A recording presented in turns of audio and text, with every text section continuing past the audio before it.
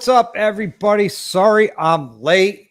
I had something that was out of my control that kept me from coming on. So, hey, how's everybody doing tonight? Tonight, we're going to talk about rallies, past and future rallies that are coming up.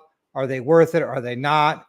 Is it worth the investment going up there for the rally, or are they not? And, but before we do that, I got to thank my sponsors. Thank you to Cape Cod Harley Davidson. Thank you to Yankee Harley Davidson, and thank you to the Heyman Law Firm. Without your guys' support, you guys make this a lot easier for me to do this. All right. We do have someone coming on, talked about rallies. We have PA Biker all the way from Pennsylvania. What's up, PA? Hey, how you doing there, buddy? Yeah, good. So, good. So when we talk about Laconia, or let's talk about past rallies, Daytona. Yeah. I was down there in Daytona. What a great rally, I can tell you. It was a great rally. There was lots to do. Okay, the riding down there isn't that great, but there's plenty to do at that rally. Lots to do, lots to see. And down there, I hung out with Tweedledee and Hells on Two Wheels, The Process, Moto Noggin, Professional Monkey. He and I partied one night. It was a great time. Gremlin was there with Sandman. Just to name a few. I ran into Traveling Tall when I was down there. There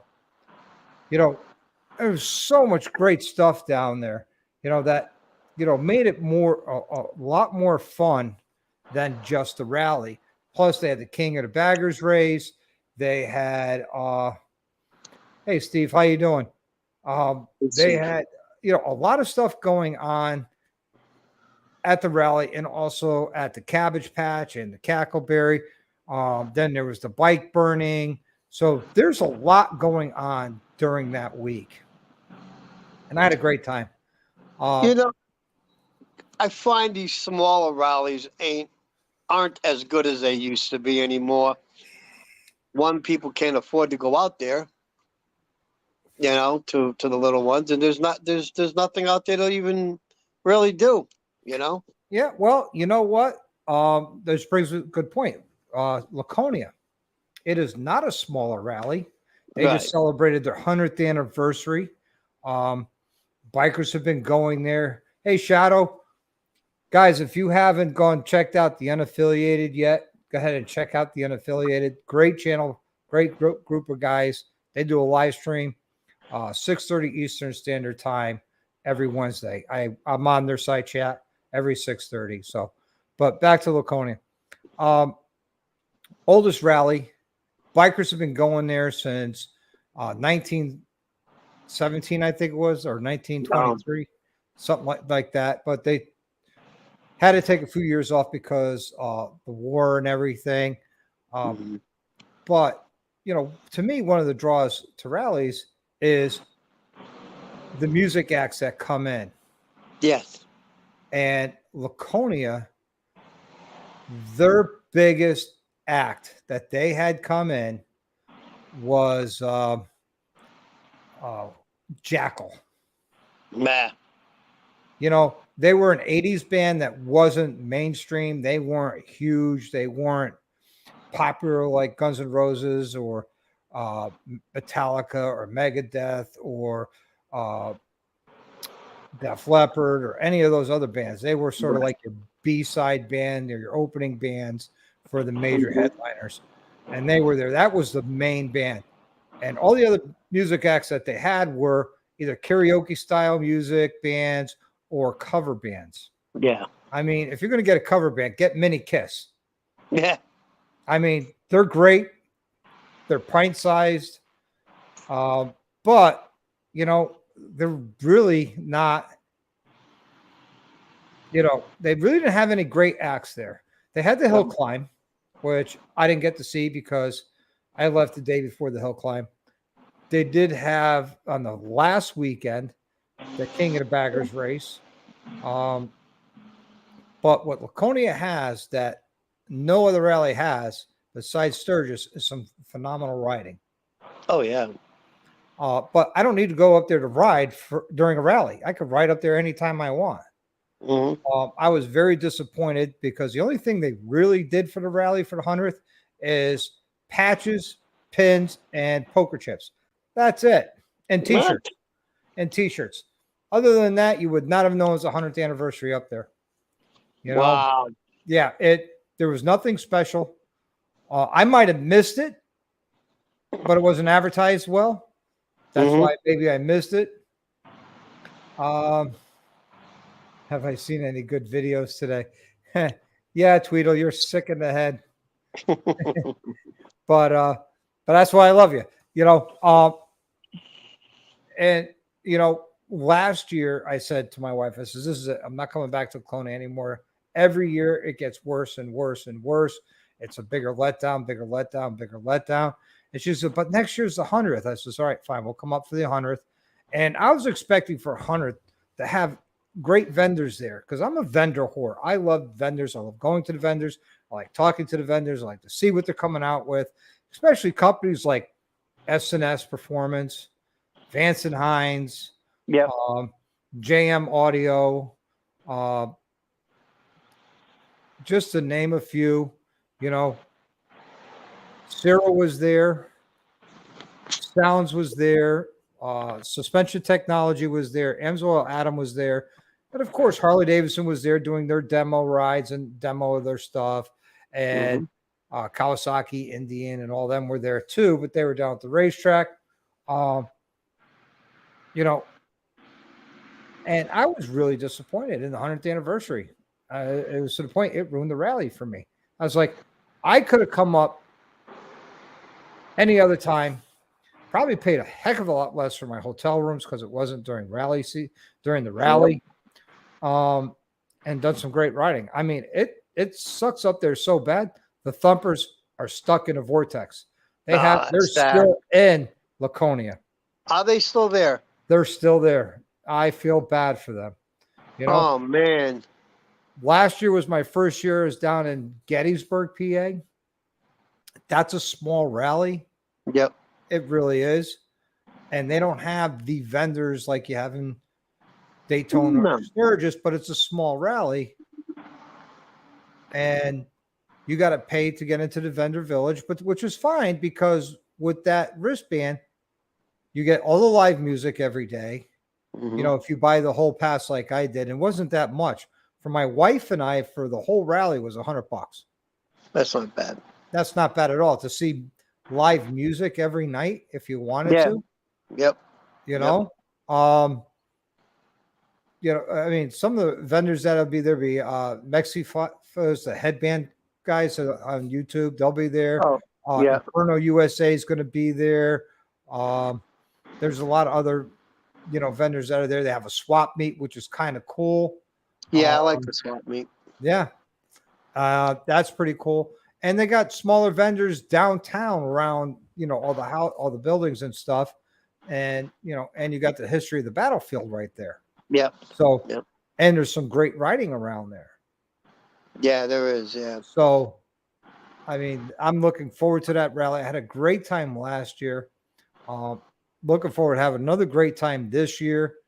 I guarantee you will not see me at another Laconia rally in quite a while. Yeah. Now, why do you think that it was so bad? What do you think? They're losing vendors. There were Mhm. less vendors there this year than there was last year and the year before that. For the past 5 to 7 years, the amount of vendors that they have has been getting smaller and smaller and smaller. Wow. Yeah. And, and they're losing, big vendors. Vance and Hines used to go there all the time. Yeah. Chromeworks had a 10 by 10 pop-up tent inside Harley. Wow. Same thing with, sorry, I heard something outside. Same thing with Custom Dynamics. They had a small vendor tent inside. It wasn't selling anything, just giving out information. If you wanted to buy something, it says, yeah, you got to buy it from the dealership. Wow. Yep. Wow. Now, didn't Upstate Rider go get his was it, exhaust or was it suspension? Suspension. He went to Suspension Technologies on Tuesday and got his Mm-hmm. suspension done. That's when his appointment was. Tuesday, I was down at the raceway, and it is what it is. Monday night or Monday during the day, I had my meet and greet. Baggers, George and Bert from Baggers and Brews came by, which was a great time. Hey, what's up, Noggin? Hey, Noggin. You want a link? All right, hold on, Noggin. It's just insane. Right. Yeah, I had a friend. He said he went and he said he was not impressed at all. Yeah, it really wasn't worth the whole trip. Right. It really wasn't. The Appalachian Harley here in PA, Carlisle, or Mechanicsburg, whatever you call it, they had their 22nd anniversary party. And there was probably more vendors there than I bet there was probably in New Hampshire, because everywhere you look, there were vendors everywhere. Noggin, check your Instagram. But And I mean, the 10x10s, $300 to $600 for no power. Yeah, that's insane. that is insane. I think Laconia is trying to kill itself. Yeah. Charging that much for a 10x10 tent. And if you go down to Weirs Beach, it's nothing but T-shirts and the occasional jewelry vendor, and that's it. I was watching your video when you did that about the T-shirts, where everywhere you were, there was T-shirts. Yep. Hey, Noggin. What's up, That buddy? was Weirs Beach, which is the main section of that whole rally. Right. It's nothing but T-shirt vendors. And probably all the same T-shirts too, I bet. Ray, what happened to Cal Fire? Yeah, I was wondering the same thing. I saw Flat Guy said keep Kelp Fire in your prayers. Somebody asked, is she okay? And he said that she is and she isn't. So I don't know. Yeah. Yeah. So. Oh, well, I'll keep our Cal Fire in our thoughts and prayers. She's such a sweetheart. If you haven't had a chance to meet her, it's your loss, really. She is such a sweetheart. Love her to death. She's great. The pass I made it for Goldwing meetup. Yeah, Brian. That is mostly Americade. Used to be the Goldwing rally. I can't comment on Americade. I never made it up this year due to thunderstorms and stuff like that. Yeah, I can. And it was, the police presence was insane. I've never seen so many police at anything in this area. I mean, Balloon Festival, all the stuff that goes on in this area. I mean, there had to be 300 cops. There was everywhere you look, there was a police officer. Yeah. They shut that down, and a lot of people left because they didn't like it, because they felt like they were being targeted, and they were pulling people over. It was insane. Well, you know why that is because of all the crap that's going on. Yeah. Well, yeah. And last year, a guy who wasn't even here for Americade, but the day after Americade, he was on a sport bike, was riding recklessly, ended up losing control and killing a dad and his 9-year-old son that were standing there. And it was horrible, and everybody blamed it on Americade, but the guy actually wasn't even up here from Americade. Turns out, guy was on drugs, drunk, no license, so he's in jail. But I think that's a big reason why. But I mean, I couldn't believe it. I mean, I didn't even take my bike up. I was just doing Uber, and I was just like, man, it was insane. They were just pulling people over left and right. They locked it down. Yeah. And, that's part of the reason why I don't like going to Americade. The other reason is the majority of the people, correct me if I'm wrong, Noggin, you live up that way. I don't. My one experience I had up there, a lot of people with New York plates tow their Gold Wings and Trikes to Americade and then ride around Americade and then trailer their bikes home. Yeah. I would say that's definitely a little different now. There was some trailers, but there's a lot of people that rode up there. I mean, they had the vendors there. Yep. They had Harley there. They had India. So there was quite a few people that rode up. And I drove a couple of them around. When they want to park their bikes and go out. I met a lot of good guys, and a lot of them rode up. A lot of them was the plan was, because it used to be, and Americade was about a quarter of what it normally is. It was dead. I mean, it was not packed at all. Really? Yeah. It was weird. You're like, where is everybody? What's going on? But they moved it to a week ahead of when it normally is.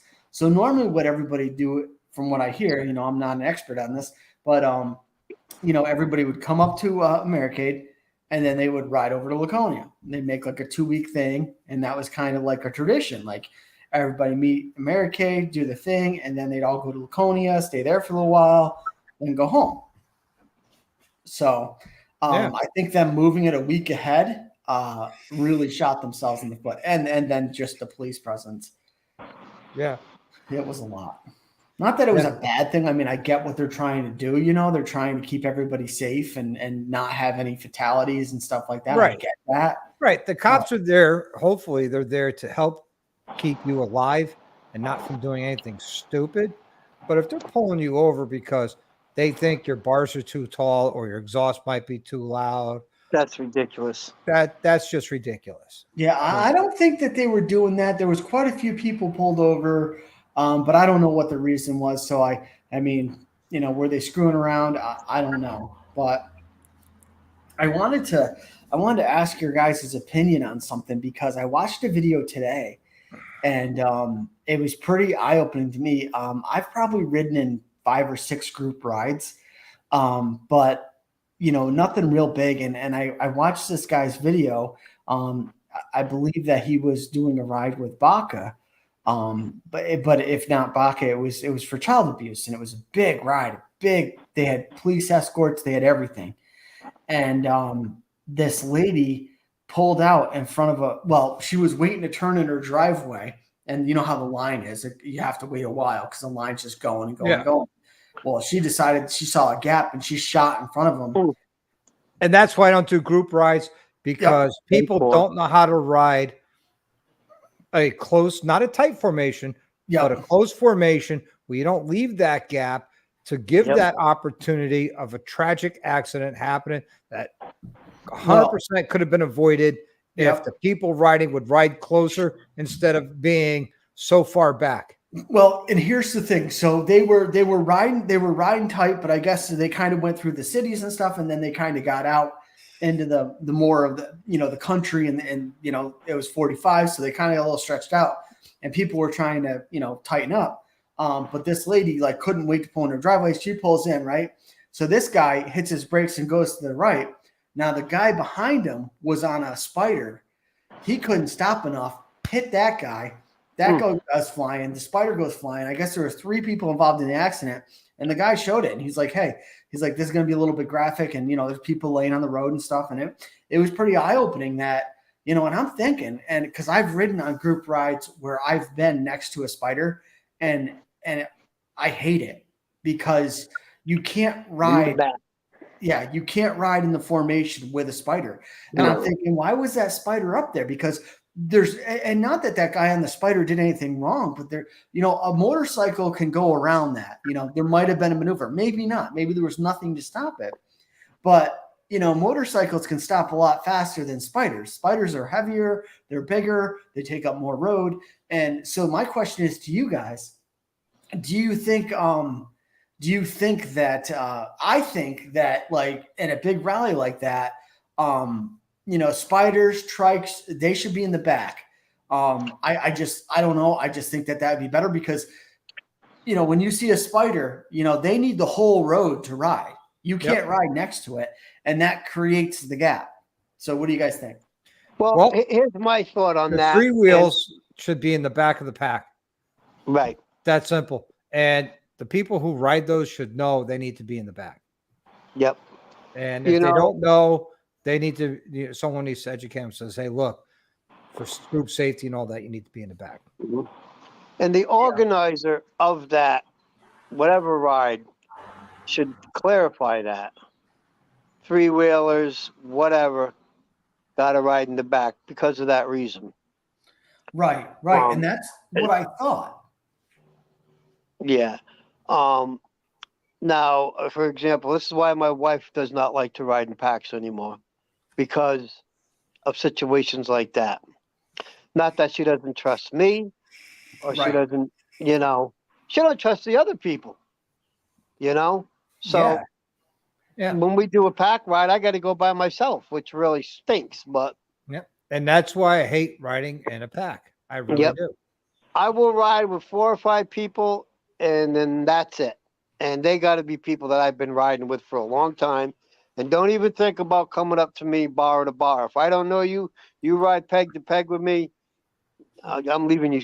You're going back. Yeah. See you later. Yeah, no, that's the thing is I always, and I every time I'm in a group ride, I feel like I'm riding a good distance, and I always feel like there's that one guy who's hanging back too far, and it's like, come on up, come on, like they're screwing the whole thing up. It's like, just come up a little bit, like, ride in that position. But yeah, definitely no, axle riding. Yeah. That's when I do ride in a group ride, I like to stay in the back anyway. Yeah. Like at Baggers and Brews, there's so many bikes. I says, I'm going to hang out to the back. I'm going to wait till everybody leaves, and then I'm going to go, because I hate group rides. And, not to get into it, there is a reason. My reasoning was proven on that ride why I hate group rides. Yep. There was an incident, and that's all I'm going to say about it. That could have been avoided. Exactly. Yeah, and I mean the guy's channel is Ohio. Well, I think it's Ohio. It's a 0 HDMC. Now I don't know what the MC means. I don't. Probably motorcycle. Yeah, I don't know if it's motorcycle club or I don't think he's trying to say that. But it was a pretty informative video, and he did a good job of saying, like, this is why I'm showing this. I want to show you guys what happened, and and then what he said is, he goes, the thing is that this lady, all she's really going to get probably is a failure to yield or something, and 3 guys, and they got airlifted out of there. I mean, it wasn't good. So the guy is Ohio HDMC. He seems like a solid dude. I've only watched one of his videos. I don't know for sure, but he's small, 566. So if you guys want to watch a video, I learned a lot from the video, and now I know if I'm in a group ride, I'm going to go up to the road captain and say, hey, trikes are in the back, right? 3 wheels are in the back, right? That's what we're doing. Just because it's safety of the group. And the road captain, if they're really a road captain, shouldn't be told that. They should know that right off the top of their head. Right off the top, exactly. And this was a big ride. I mean, this was a big organized ride. I don't know exactly what it was for, but I mean, they had quite a few bikes. I think some of these guys might know. He worked at a dealership that stands for motorcycle. Okay, he works at a dealership that stands for motorcycle. Yep, and his wife rides a cool little sporty. I love that. I saw her sporty. I was like, that's nice. And she was riding in front of him. And this happened quite a bit ahead of him, but he zoomed in on it. And I mean, it's crazy to see, because the guy who got cut off, he handled it well. He was okay. He probably would have been fine, but the guy behind him just boom. And you see that guy goes flying off the bike, and he wasn't wearing a helmet. So, Hey, have you heard from Upstate Rider at all? Oh, no. I just saw him the other day. I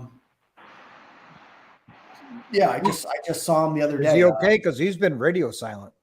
Yeah, no, you know what he's been doing? He's been doing a lot of riding, and he kind of found a crew of people that he goes out with and they all kind of meet up at Stewart's, which is a local gas station, and then they ride up to Lake George and they all kind of hang out, and so he's kind of found a little crew to hang out with, which is good. That's good then.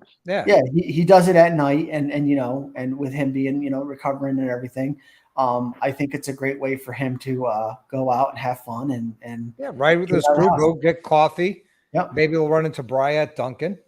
Yep, because he told me, he's like, hey, if you're ever looking for me, most nights I'll be in front of Capri and Lake George, just come on up, and I was like, all right, cool, man, like good for you, So yeah. So,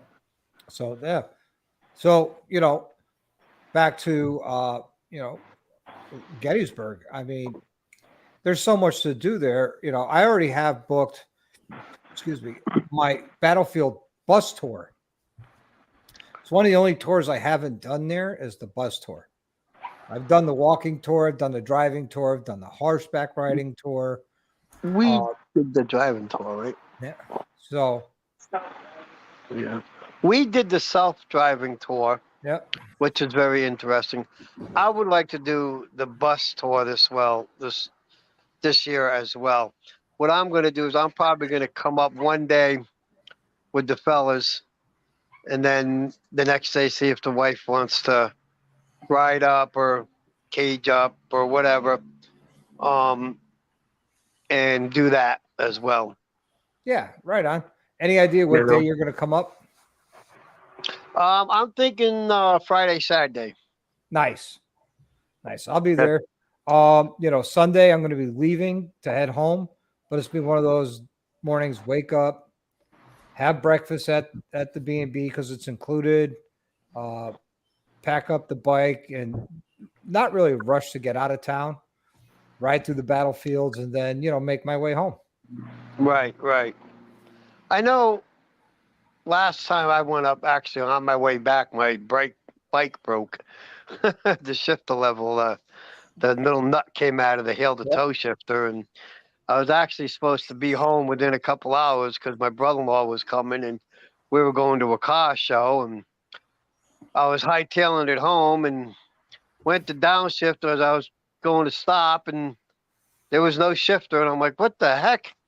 So I pulled over and I called the wife. I said, well, I'm broke down on the side of the road here, and good thing I had some tie wraps because that's what got me home. Yeah.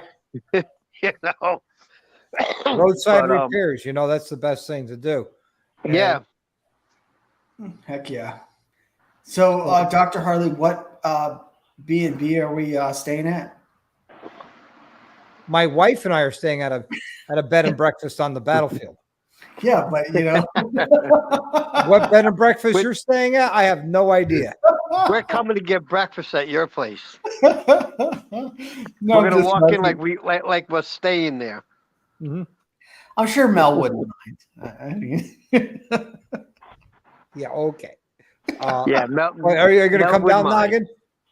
No, I'm thinking about it, and I think if I do, I'll probably just do the tent thing and ride down and just Noggin, where are you coming from anyway? Upstate New York. So up by Lake George. By Lake George. Okay, all right. Yep, right where America. All right. So you're going to do the tent thing. Yeah. Where are you going to pitch a tent? Well, I mean, I in his sleeping bag. Yeah, I gotta I gotta look into it. Well, I live about, I want to say maybe 35 to 40 minutes away from. I live in Carlisle, so it's about what 35 minutes, babe. Yeah, give or take. I mean, you're more than welcome to throw a tent up here. You know what I mean, or whatever. Yeah. No, man. Thank you. I really appreciate that, man. That's awesome. Yeah. Like I said, I'm gonna kind of look into it and just see, because it sounds like a great time, and it's really not that far. I really didn't even know about it until last night. People started talking about it, and really? Right, yeah, because I wasn't really, planning on doing any other rallies, but I mean, I could zip right down there, and it sounds. Hey, if Dr. Harley says it's a good rally, it's a good rally.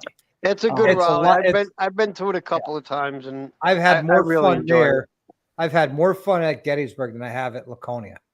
Yeah, Laconia. It's I just can't nothing believe like how bad that was. it's nothing like Daytona. You know, Well, no. nothing is like Daytona. You know, but it's definitely a good time. It's definitely a lot of fun. Okay, yeah, you got to pay to get into the vendor village, but it's really not that much money when you think about all the music that you can get, the fireworks and all that. And you could buy the passes at the gate. You don't have to buy them ahead of time. You could actually buy them at the gate. But they're a little bit more at the gate, correct? Yeah, I believe so. I think when I went, I paid $30 just for myself to get in. Yeah. So what I'm going to do is I'm going to go online. I'm going to get the 2-day passes for her and I. I got to get Chip to get off his butt so he can get his passes too. Yep. You know. Now, did you already order your passes? Oh yeah, I already bought, paid for, done. All right. Now, I got to get on the horn and start getting that done, so that yeah, because it's well worth it. I mean, you got some good band, good music. I like watching all the festivities with the bike barrel roll and the hot dog thing, and there's a big moto meetup at our vlogger meetup at the vendor village on Friday at 6 o'clock. I'm going to try and get there. Let me see if I can find it on YouTube real quick. Give me a second, because I could tell you who's supposed to be there. One year I met the guy from Moonshiners up there, the big tall guy. Oh, okay. I actually got pictures with him.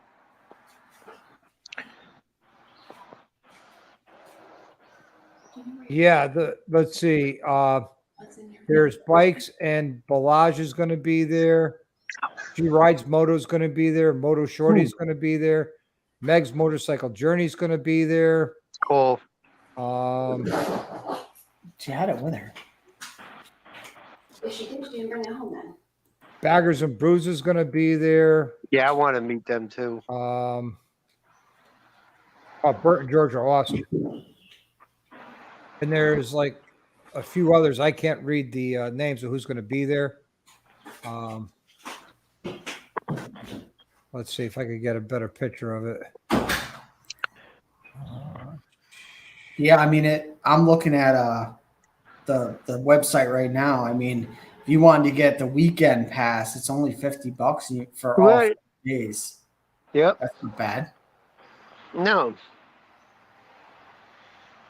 No, for everything you get, you know, the music and all of that. I mean, $100, you and the wife. I mean, come on, you can't beat that. Yeah.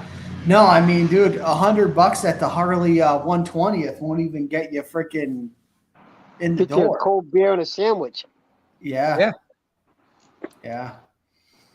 So, hey, is anybody here a Street Outlaws fan? Hey, Bri. I am. I like watching them. Dog in the universe. Well, today on my way home from work, I'm headed up I-95 in Fairfield. Yep. Stinky Pinky. Stinky Pinky. Yeah, I seen that. I seen when you posted that. Yep. Wow. Right around 4:30, he was rolling through Fairfield, Connecticut, man. I guess they have a no preps race up in New Hampshire or something this weekend. Oh, man. I like the Bry's here. See, we mentioned Duncan, and Bry shows up. That's awesome. Goodness. That's how it goes, man. He's a big Duncan fan, you know. Steve, you're going to be there Saturday? Awesome. Can't wait to meet you, guy. Don't forget my meet and greet from 12 to 3. Where is that at? Gettysburg? Gettysburg, down at Vendor Village. I'm going to be over there by the picnic tables, but in the stage area from 12 to 3. Well, that's what, down in the back, right? Yeah. Yeah. You go into the gates, I think you take a right and follow that all the way down. Yep. Yeah. Yeah, I was down there, and that was the year I watched the barrel roll. Yep. And the guy hit the barrel started rolling, rolled into the other guy. He had his significant other on the back, and they did a barrel roll. I mean, literally rolled over the barrel and dumped the bike, and she went flying. We were all like, "Oh my God!" And he jumped up and picked the bike up, and they both got on it, and then turned around and went back to where they, you know, it was funny afterwards. Yep. Yeah, I don't do those games. You know, I like watching them. Yeah. I like watching, but I won't do them. No, I won't do them. Now, last year or the year before last, we went to what was that thing we went with Jesse? Oh, Little Sturgis. Yep. You want to talk about a good time? Steve, I hope it's dry too, because last year they gave out all the mud you want for free. Because it rained Saturday morning and it poured. And by the time the rain stopped, we went down to Vendor Village to meet with Meg and have a good time. Oh, they were taking the hay bales that they were using for seating around the stage area, and they started spreading that out because it was just so much mud. So much mud, yeah. Yeah. You know, I hope it's dry. Yeah, that Little Sturgis, it's quite a thing to go to. Everything. Yeah. Everything. Well, anything counts there. Yeah. You know, I'll be at the 120th this year. And then after that in September, I'll be at the Catskill Mountain Thunder. And that's it for rallies this year for me. Next year, I'm going to Daytona. That's definite. That's locked in. But before I'd like to go to Daytona. I'm going to try and get to St. Louis for the Chopper Show. And after that, I'm probably not going to do much of rallies because I'm going to try and go to Spring Fling down in Eureka Springs. But the problem with that is for me, I'm going to need 3 days to get there and 3 days to get back. So there's 6 days of vacation time plus the time down there. So I don't know if I can invest that much time for one event. You know, when I went to Daytona, it was only, 2 days down, 2 days back. But, I planned on that, and I'll be the same thing this year. And unfortunately, I don't have an unlimited amount of vacation time. So I'm going to try and do Spring Fling. If I can't, then I'll definitely go back to Gettysburg. And maybe either Ocean City or back to Catskill Mountain Thunder, because I've never been there. I loved Ocean City. I had a great time down there. Or maybe every other year, I'll swap between Ocean City and Catskill Mountain Thunder. We live close enough to go to Ocean City as well, and I would like to do that. But I heard that the riding's tight down here. There's so many people. Well, I left the hotel in the morning, we had breakfast, and we went down to the vendor areas, and I didn't have any problem with traffic. The only problem I had at my hotel was parking, because they didn't have enough parking spaces for rooms that they have. Usually a hotel, if you got 50 rooms, you got 50 parking spaces. Right. No, they had, I want to say maybe 10 parking spaces total. What? Yeah. Yep. Wow. I will not stay at that hotel again. I learned that the lower the number in Ocean City, the less quality hotel you get. I don't mind paying for quality, but we'll see how it goes. Are you bringing Spaceball to Gettysburg? No, that is not the type of bike you want to take on a road trip. Did you ever get your numbers on it? Oh, yeah. I never know what they were. Oh, you'll find out on Sunday. Son of a gun, I was hoping you'd let it out. I know the numbers. Now, that's not fair. I tell you what, PA, I'll give you a hint. It's more than 1 horsepower, 1 foot-pound of torque, less than 200 horses and less than 200 foot-pounds of torque. It's somewhere within that 200 range. Damn. Yeah, he won't. I want to ride that bike. Let's put it this way: he doesn't want none of the sports dress. Bring it. I said on your live last night, bring it. I'll throw your address in the GPS. I'll show up at your house. I'll drag you out. Put them on Life 360. You'll find them. Yeah, right. Yeah, No. I'm looking at this campground at Gettysburg, a website, and they still have tent sites available. Nice. There you go. Yeah, for the weekend, and this one's pretty close to the bathroom, so they got a dog park. You bring your dog? $200. Damn. That's more than the weekend pass. Yeah, that's for 2 nights, right? Damn. Yeah, I don't know. Anyway, I'll figure it out. Yeah. If not, let me know. Yeah, no, definitely, man. I appreciate the offer. That would be, I got to talk to the wife and see if it's something that, I think if I could get her to a rally, I think that'd be really cool. Yeah, I know. Me too. I really, really want my wife to go to Gettysburg. I mean, she likes stuff like that. She does. Yep. She just don't like crowds. Yep. So as the wife says, baseball is not a passenger-friendly touring bike. Come on, Mel. You don't want to get on the bike and just roll. No, she doesn't. Not on that bike. No, I know. On that bike, like we took it to bike night on Monday night. We took it, we'll jump on it from here to there. Rhodey was with me when I did the final dyno pull. We spent the day together. That was awesome.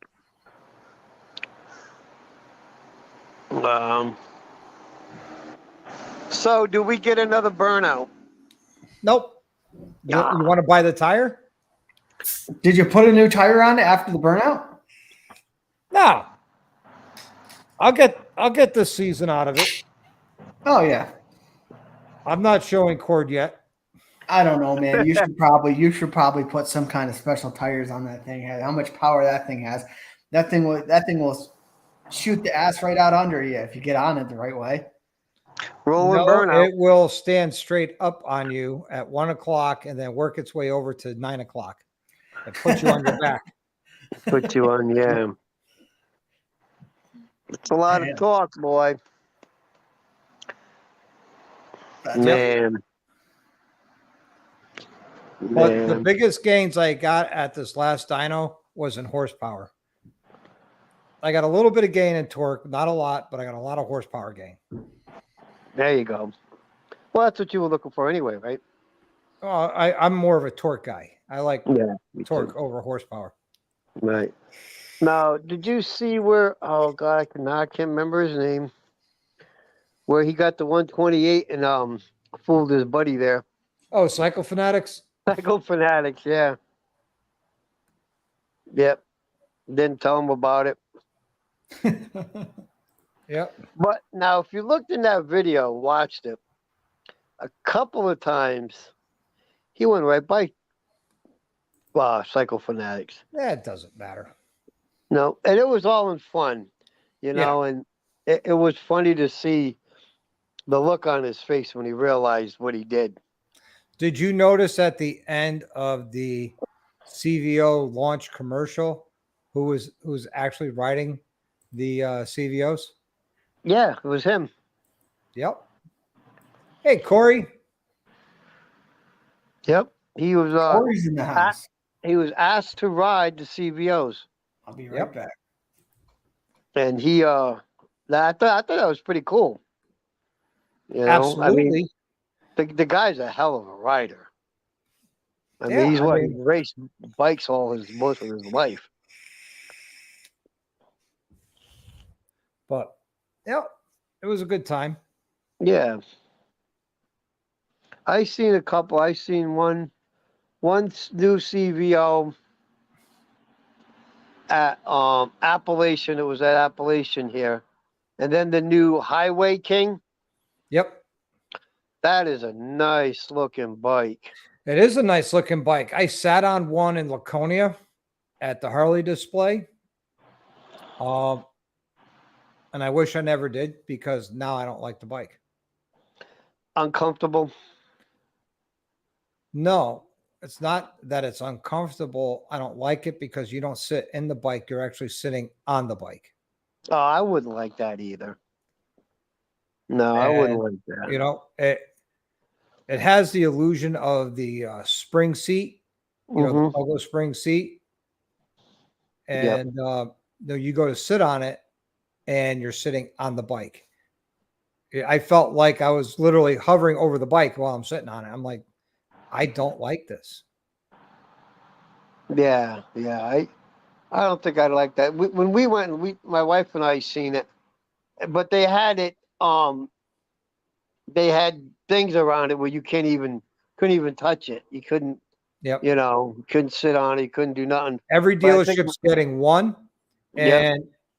and it all depends on the dealer if they're going to get the orange or the crimson. Yeah. I kind of like the crimson. I didn't see the orange yet, but Oh, the orange is gorgeous. is it? Yeah. I'm gonna have to start hitting some of the shops around here and looking because Well, I do like the orange. first time we saw one, Corey was with us, Noggin was with us, Rody was with us, and we stopped in at the Atlantic City Harley Davidson, and they got their one, and it was already pre-sold, and they brought us down to show it to us, and the guy Oh, who wow. bought it did a whole Screaming Eagle Stage 2 package on it. Ooh. Wow. We went last weekend and went to go see the police guys where they do the lock and lean. Yeah. That was pretty impressive. Yeah. I would never want to try that. I would try it. I mean, and they were in like a real small parking lot. I mean, Yep. I would they try had it on their bikes, but not mine. not mine, no. But you know what I noticed? Every time I see them like that, I see them doing that, no matter if it's them or whoever. They always got them seats on it that are like on the Highway King.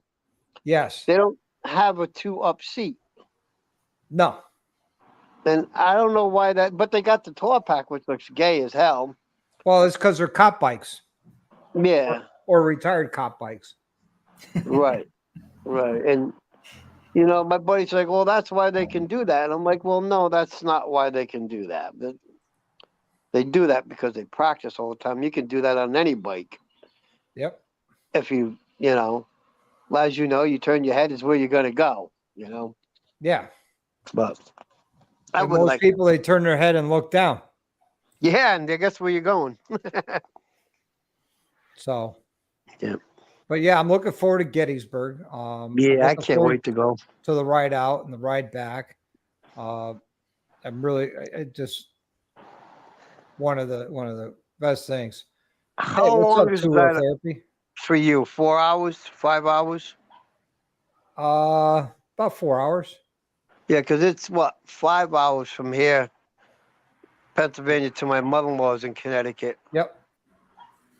So yeah. We'll be leaving Thursday morning. Be on the road at 5 a.m.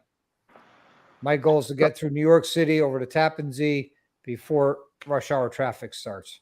Oh yeah, you don't want to go through. Oh my God. Yeah, Tappan Zee rush hour is a nightmare. Yep. So I want to make sure that if I leave at 5 a.m. on a Friday, and it's the week of 4th of July, so a lot of people on vacation anyways. So I'm thinking if we leave at that hour, we'll get through with no problem. Mm-hmm. Yeah, you'll make it then. All right, cool. Dr. Harley, I'm going to pop off here. I might be back later. All right. All right. All right, man. Hey, it was good Hi to seeing Drew you. for me. Yeah, nice seeing you. Yeah, we'll see you Gettysburg. Actually, I just talked to my wife, and we have a graduation party, and then that Sunday is the autism ride which a club here does. And I've been a part of it. And, so that's huge for me. So, yep.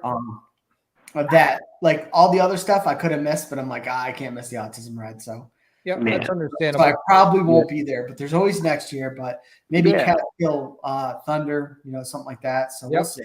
Yeah, definitely. Yeah. All right. So I'll catch you guys later. I'll probably be back. All right. Now, all right, buddy. All right. Nice guy. I like him. Yeah, Noggin's a good dude. I like hanging out with him, Yeah. So, well, it's a small crowd. So if anybody wants to jump in tonight, I think they're all on Droop's live because Droop has Monkey on there and in Dallas. Oh boy. So I think that's where everybody is tonight. But that's all right. It is what it is. That's fine. Yeah. You're hearing all the bikes go by my house. I'm in my garage, and I live on the main drag. That's all you see is bikes. Yep. It's like watching a rally. Don't even have to leave my house. Yep. It's great, but it is. Sometimes it is a pain in the butt, though. You be talking or whatever, and all of a sudden you got 8 or 10 bikes screaming by. Exactly. But it's a lot of fun. It is. Yeah. So I would like to go to Daytona one time. I haven't been there in years. Oh, you should. That's one of my dreams I like to do. What's up, Gremlin? Hey, everybody. Hey, Gremlin. I'm just hanging out. Got my bike back today, Doc. Actually, it was a lot less for labor. I came around on them, and they weren't expecting it, so it cost me a lot less than what I wanted for the lighting setup for the fairing that I had ordered all the parts in January. I'm just now getting it finished up now. Yeah, right on. So right now I'm looking for that KST handlebars. Mm-hmm. I'm thinking about going, instead of 10-inch, I think I'm going to go 12-inch and try that. Okay. There's an empty lift right there, Gremlin. There's a what? An empty lift. Hey, trust me, I'm about ready. I'm already working on transferring some finances from. Okay, I'm gonna start off straight up. I'm retired. I have some investments. I collect. Basically, I'm on a fixed income. Yep, you got your pension. Same here. No pensions. No pension. No pensions. Just my investments and my Social Security or whatever. But I do well with that too, a lot better than most. So all I'm doing is transferring some funds around. So I'm about ready to send something up to your way. Now I'm trying to figure out whether I'm going to rent something and tow my bike up to Connecticut, because I can do that in stages and visit folks all the way up the East Coast and show up.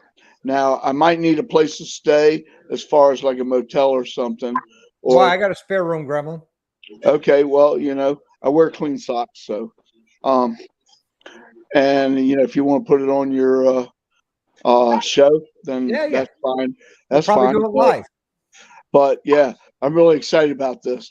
I just got a new a little bit larger windshield for my bike, and I think I like it a lot better. I went from a 4 3/4 inch to like a 7-inch off my bat wing, and it seems like I'm how you lift, you're feeling for the wind to see how it affects coming off the windshield into your helmet and back again. And it seems like it's a lot better than the one I had before. So, but what happened was, they fired a guy at the Harley shop in Savannah, a new guy, and they were supposed to keep the windshield that I already had on the bike. They lost it and sent it out. Whatever. I don't know what happened to it. So they owed me. So I ended up with about $400. They priced out what one of those windshields, old 2012 soft Fat Boy windshield would cost. So now I've got $400 worth of credit with them. Oh, no kidding. So what I did was for the 15,000 mile checkup, everything is totally free. There you go. Beautiful. So they gave me different options. I told them I was willing to bargain, willing to trade. If they wanted to work it out in Harley points, whatever they want to do, a gift card, whatever. I could have gotten. Now the guy, when I finally got everything said and done, remember my light problem I was talking about, Doc? Yep. Okay. Well, that got straightened out, and all the labor that was involved was supposed to be with changing things out and all this other kind of whatever was supposed to be about $700. Okay. And I'm like, all right, no problem. All right. Now they come back to me and they say it's only $240. No problem. And they owe me $400 on the windshield. Wow. Okay. So I walked out of it, and then I look at my saddlebags when I finally hit. I started riding around a lot of, jumping around a lot of areas. I happened to look into my saddlebags, the one Hey, that I didn't Tweedle. have, and it was like, "Hey, bud." What up, Dying Breed? They put the Hey, old Tweedle, what's lights up, bud? in that they were supposed to keep. Yeah. So I now have another set of front turn signal lights.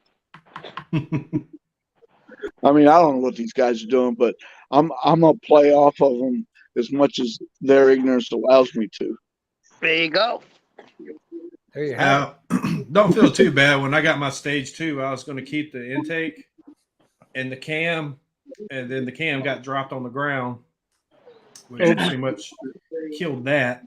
So they're supposed to put it in the saddlebags, and it never made it to the saddlebags. So I wasn't going all the way back to Miami to get it. I was like, screw it. Where are you out of, Tweedle? I'm at home in Tennessee. No, well, I mean, give a peripheral advantage. Where on earth are you? Maybe I should ask that question. In Tennessee. Okay. Yeah, I'm back in Tennessee now. Okay. Is that home? That's home. Mm-hmm. Yeah, for the most part. How far are you from Dallas and all those guys? DDK is literally like 5 minutes down the street from me. We live on the same street. Cool. Ray's about an hour and 5, which I can usually make that in about 50-something minutes. And Dallas is further out. He's south of Nashville. Murfreesboro, down going that way. I think it's to the left of Murfreesboro if you're looking at the Gotcha. map. And then 2 Up Journey Junkies is in Murfreesboro. Right. I've been mapping some of these rallies out. I don't know if you've seen anything on Discord, but I know getting out to where Hello, DDK. Dallas is, the stuff is about 6 hours.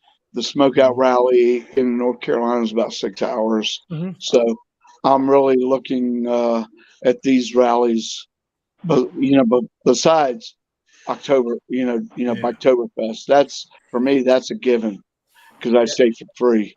I won't be at Biketoberfest this year. I know, but you're going to be at Daytona in March, right? Yep, absolutely. Hey, Dying Breed, 2 Up Journey Junkies, they do actually have possession of their Instagram account now, so Again, everything's good. yep. Good. They got hacked by Nigeria, by 6 people in Nigeria. Wow.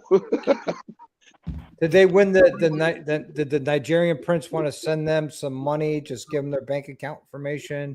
And then Apparently they just want people to $2.5 mine Bitcoin for them. Well, you pay him and he pays you. Yes. What sense does that make? Well, you have to play with the different regimes.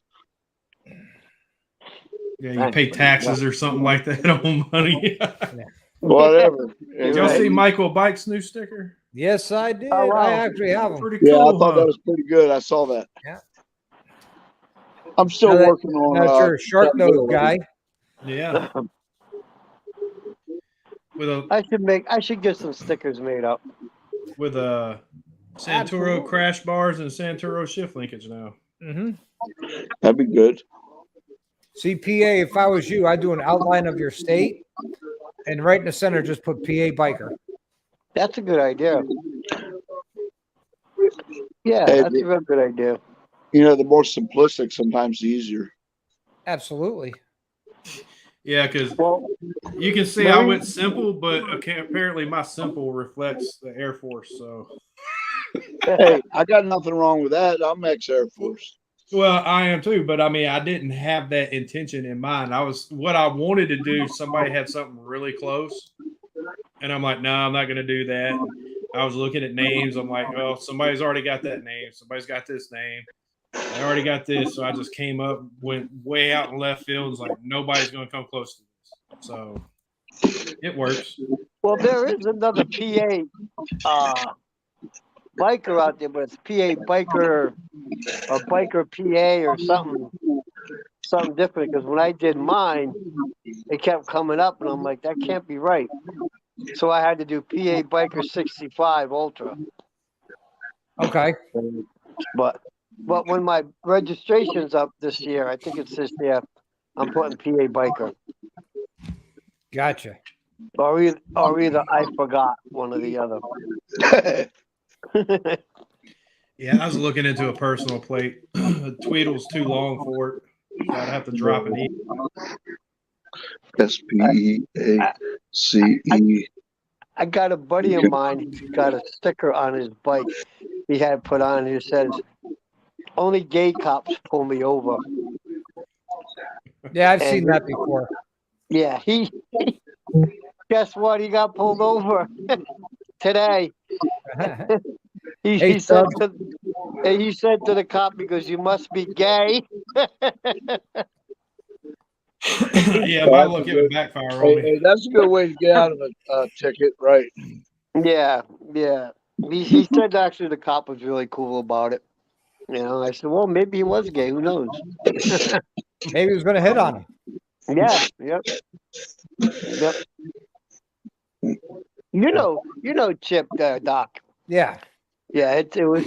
He's the one that got pulled over? Yeah, he's a character, man. Like, you can be in the worst mood in your life, and that guy if you don't laugh by the time you leave him, there's something wrong. Yep. Are you going to drag him down to Pennsylvania with you? Oh, Not yeah. to Gettysburg, I mean. Yeah, we were talking about it today, him and I. He's making plans. He's going, whether his wife wants to go or not. Yep, right on. I actually got probably 3 or 4 people that are going to come. Excellent. Now, providing they do come, one of my buddies, his trike's in the shop, his transmission fork broke. Brand new trike. So that's under warranty. And, they're going to drag their ass on trying to fix that. Yeah, well, Under he's got a bike, right? Huh? He's got a bike, right? He's got a trike. Yeah, that's the only thing he can ride. He can't ride two. He doesn't need his truck. No. So I told him, I said, if his bike ain't fixed yet, either way he's coming. But I got the rain gear ready to go because weather forecast isn't so good for Pennsylvania. It never is. When is that? July 6th through the 9th. The 9th, yeah. And then we leave to come up there.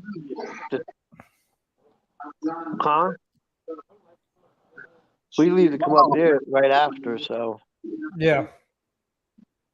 No kidding. Yeah, it's pretty hot. It's pretty hot with the humidity down here today, in the last couple of days, actually. Well, the 6th is going to be 90 degrees down in PA. That's all? In Gettysburg. That's all? That's my type of weather. The humidity's probably be worse. We're dealing with 90 plus degrees and almost close to that in humidity. Yeah. I'm kidding. Where are you from? I mean, it's so hot. You leave your bike out in the sun. When you sit on it, forget about ever having hemorrhoids ever again. That's all right.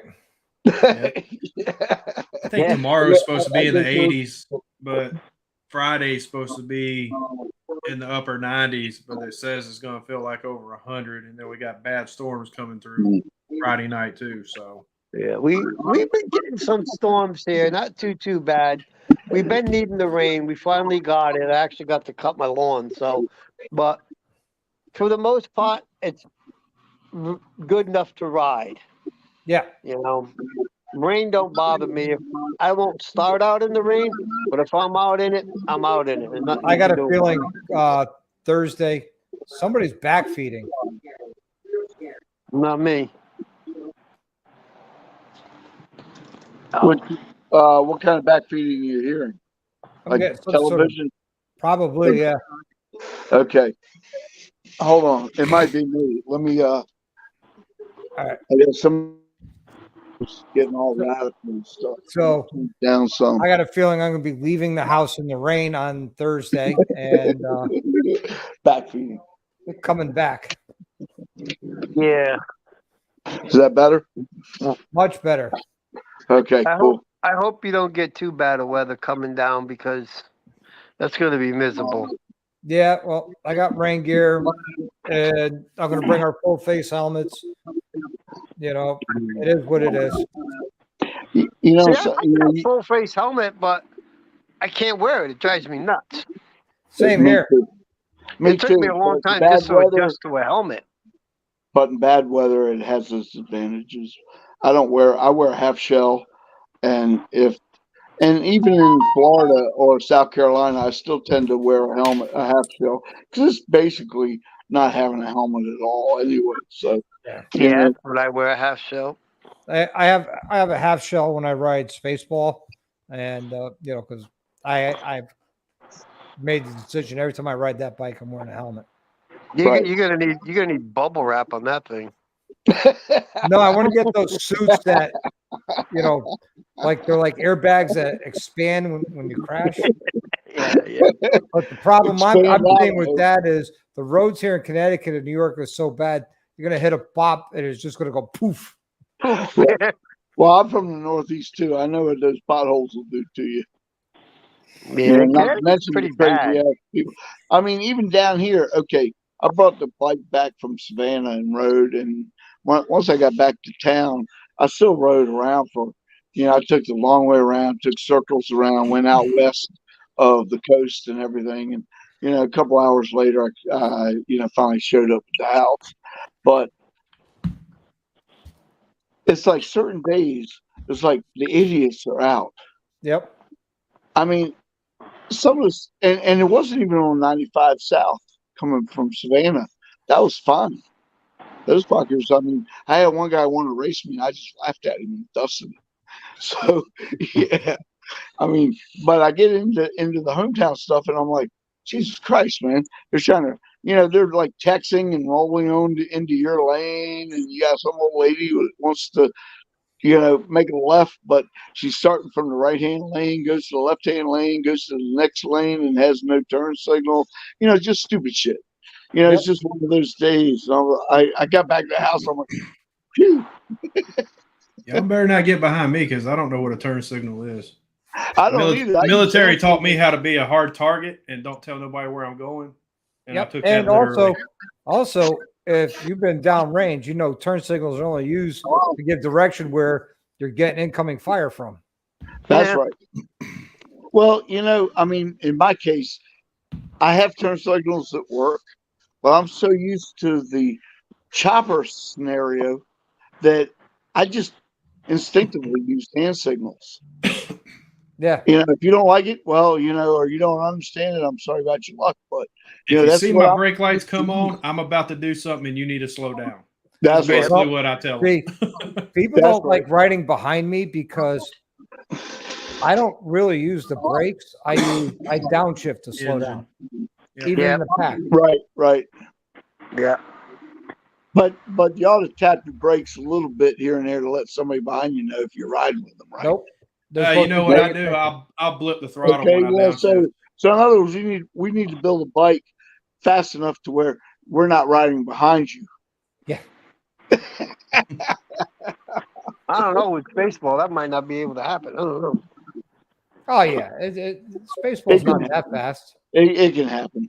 Shit, I'll get I on the mean, 250 with and the race right it. How's money, the that? right technology, it can happen. Out of my budget, but Yeah, Spaceball's not that fast. hey, it's still a good looking bike though, man. Yeah, It is a pretty bike. I love it's all that bike. show and no go. Yep.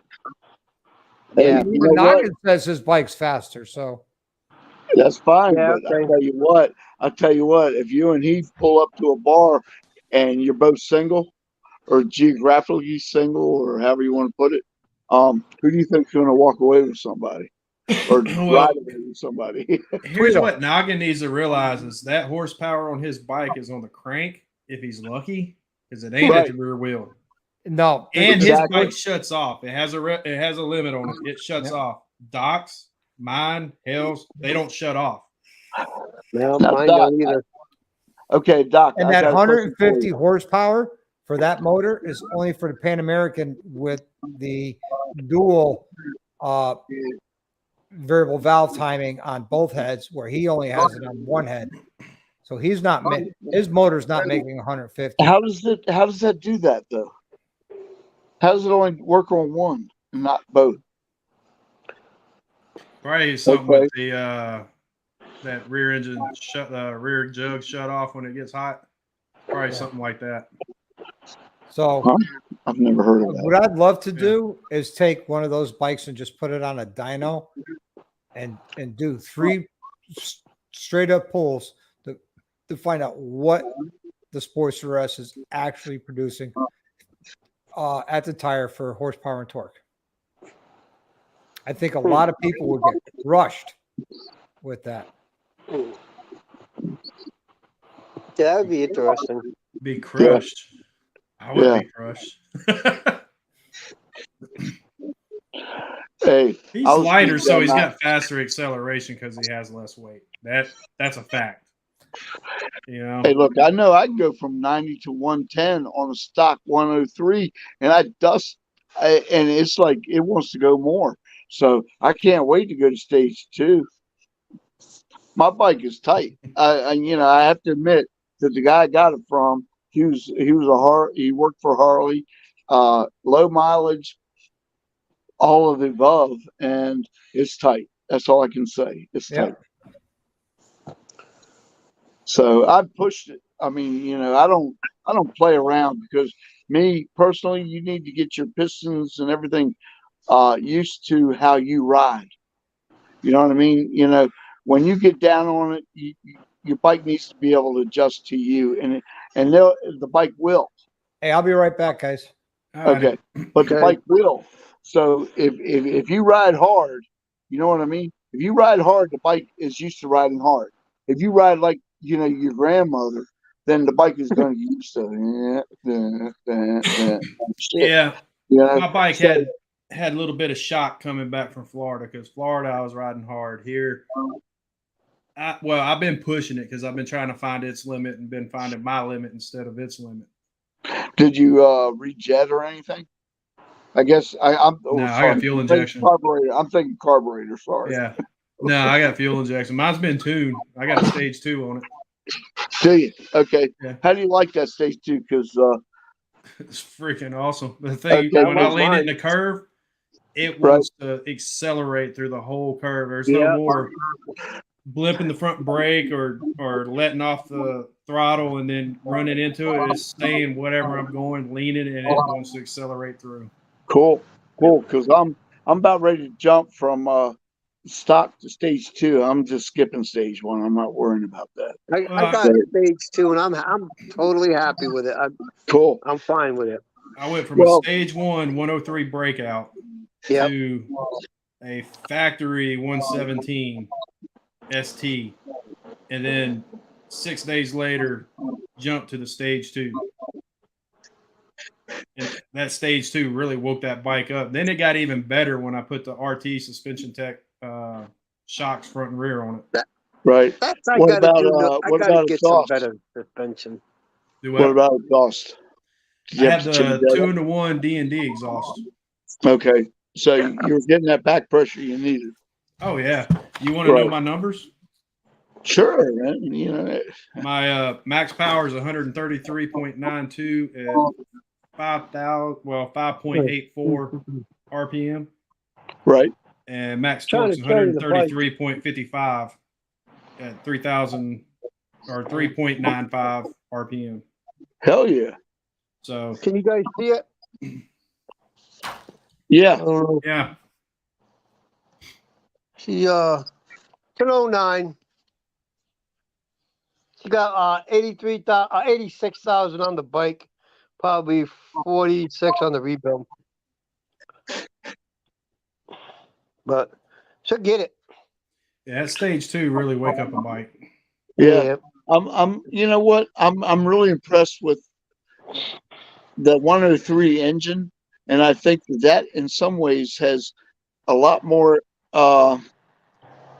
advantages over some of the newer ones if you upgrade it properly. Mm-hmm. Well, here's the thing.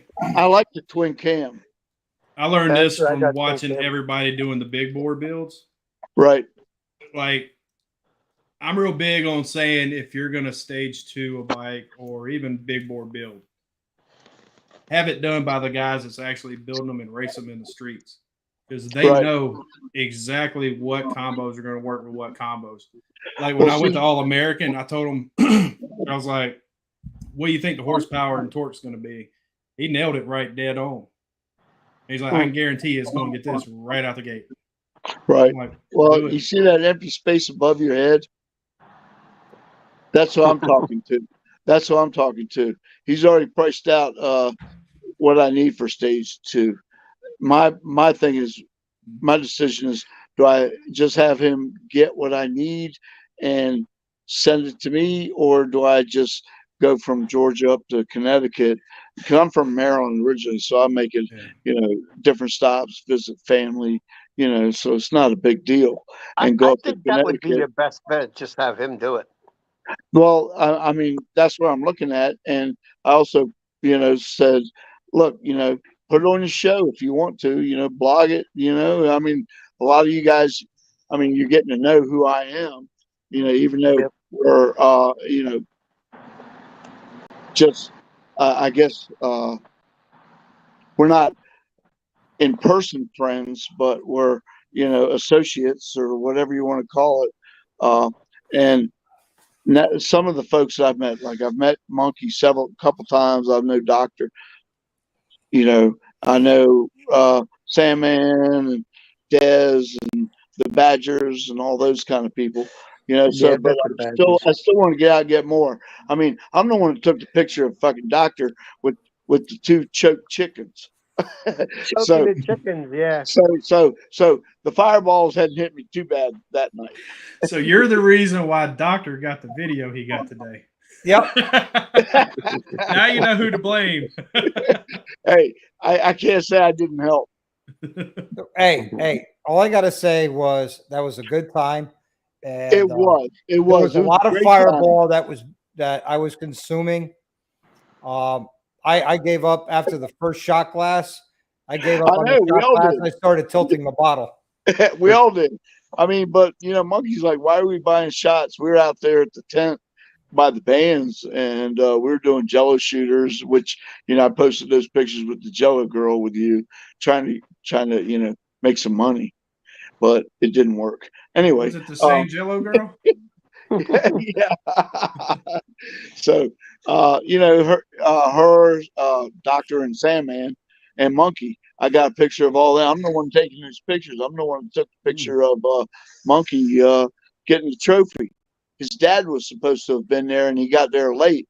And Ms. Monkey was like, she wanted a picture. I found this out, and he comes to me and goes, "Hey man, she's pestering me about it." I said, "I got one. I'll send it to you." So it ended up, and that's what ended up on his podcast or whatever it is that he advertised and showed it on. So, but I mean, I'm involved, but I'm just behind the scenes. I don't have a blog. Right. I'm just really good with the pictures.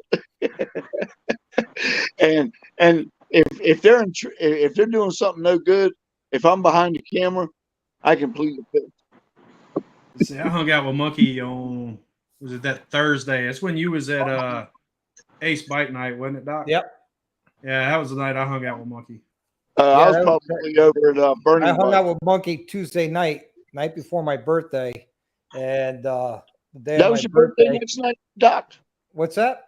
That was your birthday next night? Wednesday was the next Wednesday night the was. next night. The next night. Yep. Oh, wow. I didn't know that. Yep. My liver hurt so Oh, bad shit. I didn't drink a drop of alcohol that whole day. It's probably best. I had to flush it out, but come Friday, I was right back at it. Didn't Yeah, one of you right. guys lose your bike or something? Couldn't find it? Me. Not Nope, only my lost bike, his That's cell pretty phone. bad. okay. All right. I'll clear the air here. Okay. I don't know which. Okay. We had already left Monkeys and the, I'm coming up. and drinking, and we're now at Doc's rig and everything. And Sandman leaves early. Okay. He just disappears. Now I'm in the area where I'm not familiar. To me, I didn't realize that this campground went back this far. And to me, all these rigs look the fucking same, especially at night when you're drunk. All right. So I can't find my phone. Don't realize it. I'm looking around. Now they've all gone to bed. I've already left. It's now 2:30 in the morning. I left, I think, Doctor's trailer around 11. Okay. So I'm wandering around the campground. I'd gone around that campground, but I don't know, 3-4 times. I don't know. I went past this one lake and the knoll really comfortable. All right. So I go back and I'm up there by the stage and I'm holding up one of those blue barrels at one of the streets. This guy comes up and he's like, "Man, you're whatever." And I tell him what's going on. He says, "Well, I got a guy that's got a golf cart. You want some help?" Hell yeah, he knows. And he knows the campground. I told him what I was looking for was down the street where Sandman and I was a trailer that had a rig that had the porch on the very end. So that's what I was looking for, but I was turning the street before. I wasn't going down one more street What and up, going. Jim? They aren't named.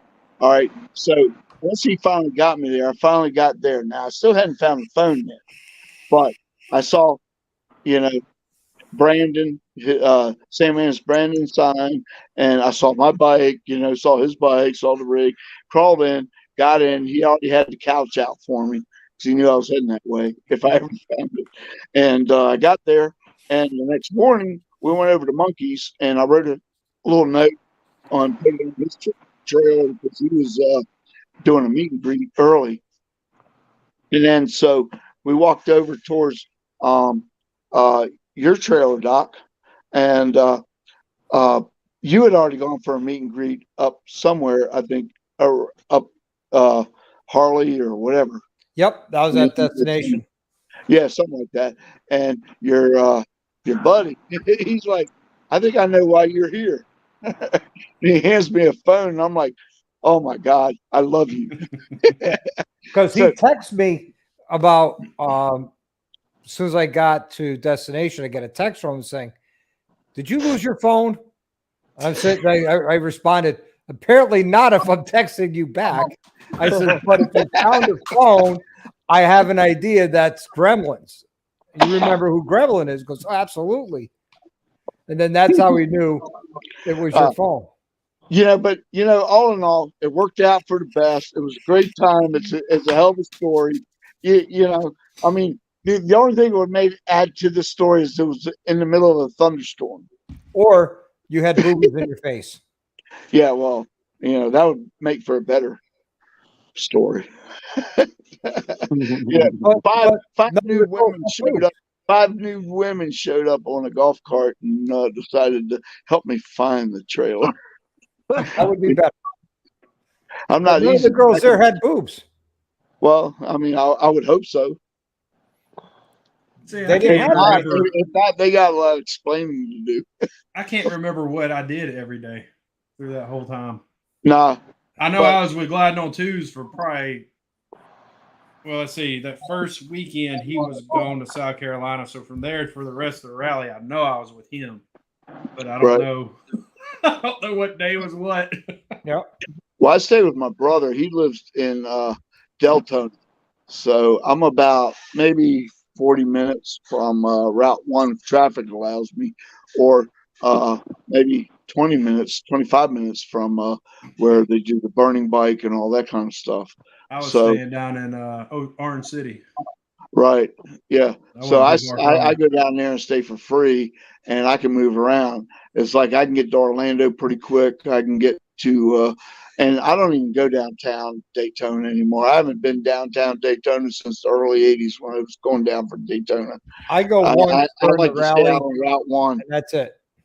Route 1 and the Harley shop, that's about it for me in that area. I'll hit, Boot Hill. I'll hit, Broken Spoke. I'll hit, what's the other one across from Boot Hill?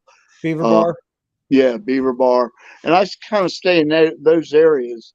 And then, by the time I do that, well, between that and the Cackleberry and stuff, I can keep you pretty busy. Yeah. I don't know how, Doctor, I don't know how you and Monkey and some of these guys, man, keep up with us partying and still go do your meet and greets. Yeah, I'm a professional. I'd be like, fuck them. You see me tilt back the bottle? Yeah. On more than one occasion. Yeah. I've probably been late, but I'd have made it. One Foot Performance is opening right across the street from, I think it's the Beaver Bar. Yep. Is it? Mm-hmm. Cool. I'll check it out when I get down in the fall. But was partnered up with somebody and they're setting up shop there. Hey, look, I don't care if I go to bed at 4 a.m. If I need to be someplace at 8 o'clock, I'm there at 8 o'clock.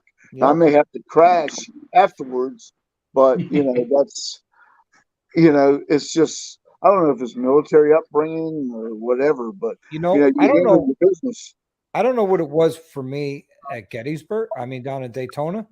No matter what time I went to bed, I was up every morning at 6 a.m. ready to take on the world. I know why. I have the same problem. I think in your case, that was pretty much adrenaline and getting into what you're doing. Yeah. I almost bet it's the sun that's coming in. Yep, there you go. Hey, that helps a lot. That's a natural rhythm. Yep. There's the man himself. Well, gentlemen, I got to get off this thing. I got to get up early in the morning. All right, PA. All right, bud. Peace talking to you guys. Yeah. Behave. Because hell, you don't jump on. Yeah, I don't have a live show no more. So. All right, later. See ya. Have a good one. Come on, Hells, jump on. Chicken shit, come on. He is building that shop right now, so yeah, I know he's worn out. He's tired. He probably can't. He could pop in and say hello. How are you? Give us an update on his shop. That's right. He's moving all that equipment and stuff, right? Yep. Yeah. Okay. Yeah, that'll do it. Yeah, he looked like a zombie when I talked to him earlier. Oh, I'm sure. Yeah, that's sure. That's a lot of stuff to move, plus inventory, plus tools and everything else. Once you get it moved, that's one thing. And you get it set up somewhat, then you're going to want to, get it set up right. Things are going to move around 3 or 4 times by the time they get it in its final location. And then you got to think about painting it and any layout changes you got to do. So there's a lot into it. Yep. Even my little garage here, I went through 3 different setups over time. And I finally came up with the idea. I said, you know what? Instead of having one lift in each bay, I'll just turn the lift sideways, put 2 lifts in one bay, and I'll leave one whole side open so I have a place to park bikes and store them if need be. And there were times I've had 10 Harleys in here. What's up, buddy? What's up, man? What's going on, Noggin? He is back. I am back. I went over to the other show and disappeared. And asked some questions. All right. And you get 3 shots for a quarter. I'm just trying to figure it out because, but now I know. And yeah, Droop's got it. How's Droop's show going tonight? He's doing good. He's got Pro Monkey on there, and it's going good. And Yeah. I asked Monkey a question, and that was it. But Yeah, Monkey's a good dude. Droop's a good dude. I got a lot of respect for Monkey and Droop. yeah, dude, they're all good guys, dude. They gave me a lot of shit when I first started out, and it worked out. Hey, we still give you shit, man. If you had seen what went on behind the scenes, you going down 95 to Florida, we were placing bets. So Noggin, Ray likes your hat. Thank you, sir. Yes, I am. I have been sponsored by Harley Davidson. I am part of the racing division. Cool. But not the baggers, because baggers really aren't racing. You know what that means, right? That means any Harley you buy from here on out, the noggin's touched, shit's gonna fall off of it. Yeah. Headlight, mirror. Hey, that's all right. As long as they don't get you for Handlebars will loosen up and end up. I'm just busting your balls, Noggin. Yep. Dude, speed is a horrible thing to fight, you know. Hey, Noggin, can we get a little card that says that we're not responsible for littering? that would be perfect sticker for the back of your helmet, Noggin. I'm not responsible for littering. And you know what's fucked up? Even my wife knows, and she wasn't in Daytona. Mirrors will hit people. That mirror does not feel good either, by the way. I mean, I am a bit of a star. Poor Tweedle's still pulling pieces of mirror out of his face. So, hey, I don't have to worry about that now. You guys know how I bought this exhaust. I did a live install. I put it on, right? Yep. No. Blue Sun put it on. Well, whatever. But it's on. So I'm like, you know what? It was D-cell popping a lot. I'm like, I tuned it. I was like, maybe I'll wrap the baffle. So I went to take the baffle out, and I took the carbon fiber end off, and a screw dropped out. I'm like, well, that's weird. Why would there be a screw in there? Maybe to hold it in. Yeah, I think the baffle flew out at some point, and I didn't realize it. So I had a Vance and Hines baffle here. So I called Dr. Harley. I'm like, hey man, can I put this in here? And he's like, yeah, as long as it bolts up, you're fine. So that's what I'm running now. But I think a baffle flew out somewhere. Whose car did it hit? I don't know. Did you see Corey's comment? That's the real reason I bought a bike with a fairy.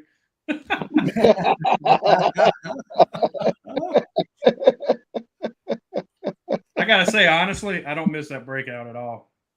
Oh my God. I really don't. I don't blame you. Oh my God. You freaking, oh my God. I don't, dude. This bike, you don't understand. It stays glued to the road. The suspension is freaking immaculate. The bike has tons of power. And you can say all you want that you can outrun this bike, but I know for a fact you can't, because I know what my top speed is on it. And it's well past what your bike shuts off at.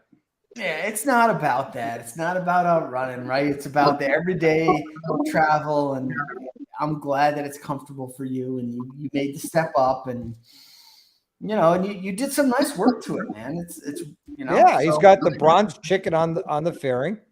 I got the claw marks too. Yep, the chicken claw marks. Yeah, I was wondering what the claw was. Okay, so I'll explain it. Back in 2010, it was a thing with Camaros, and I had a Camaro during that time. So I'd made, I don't know where it is, probably in there.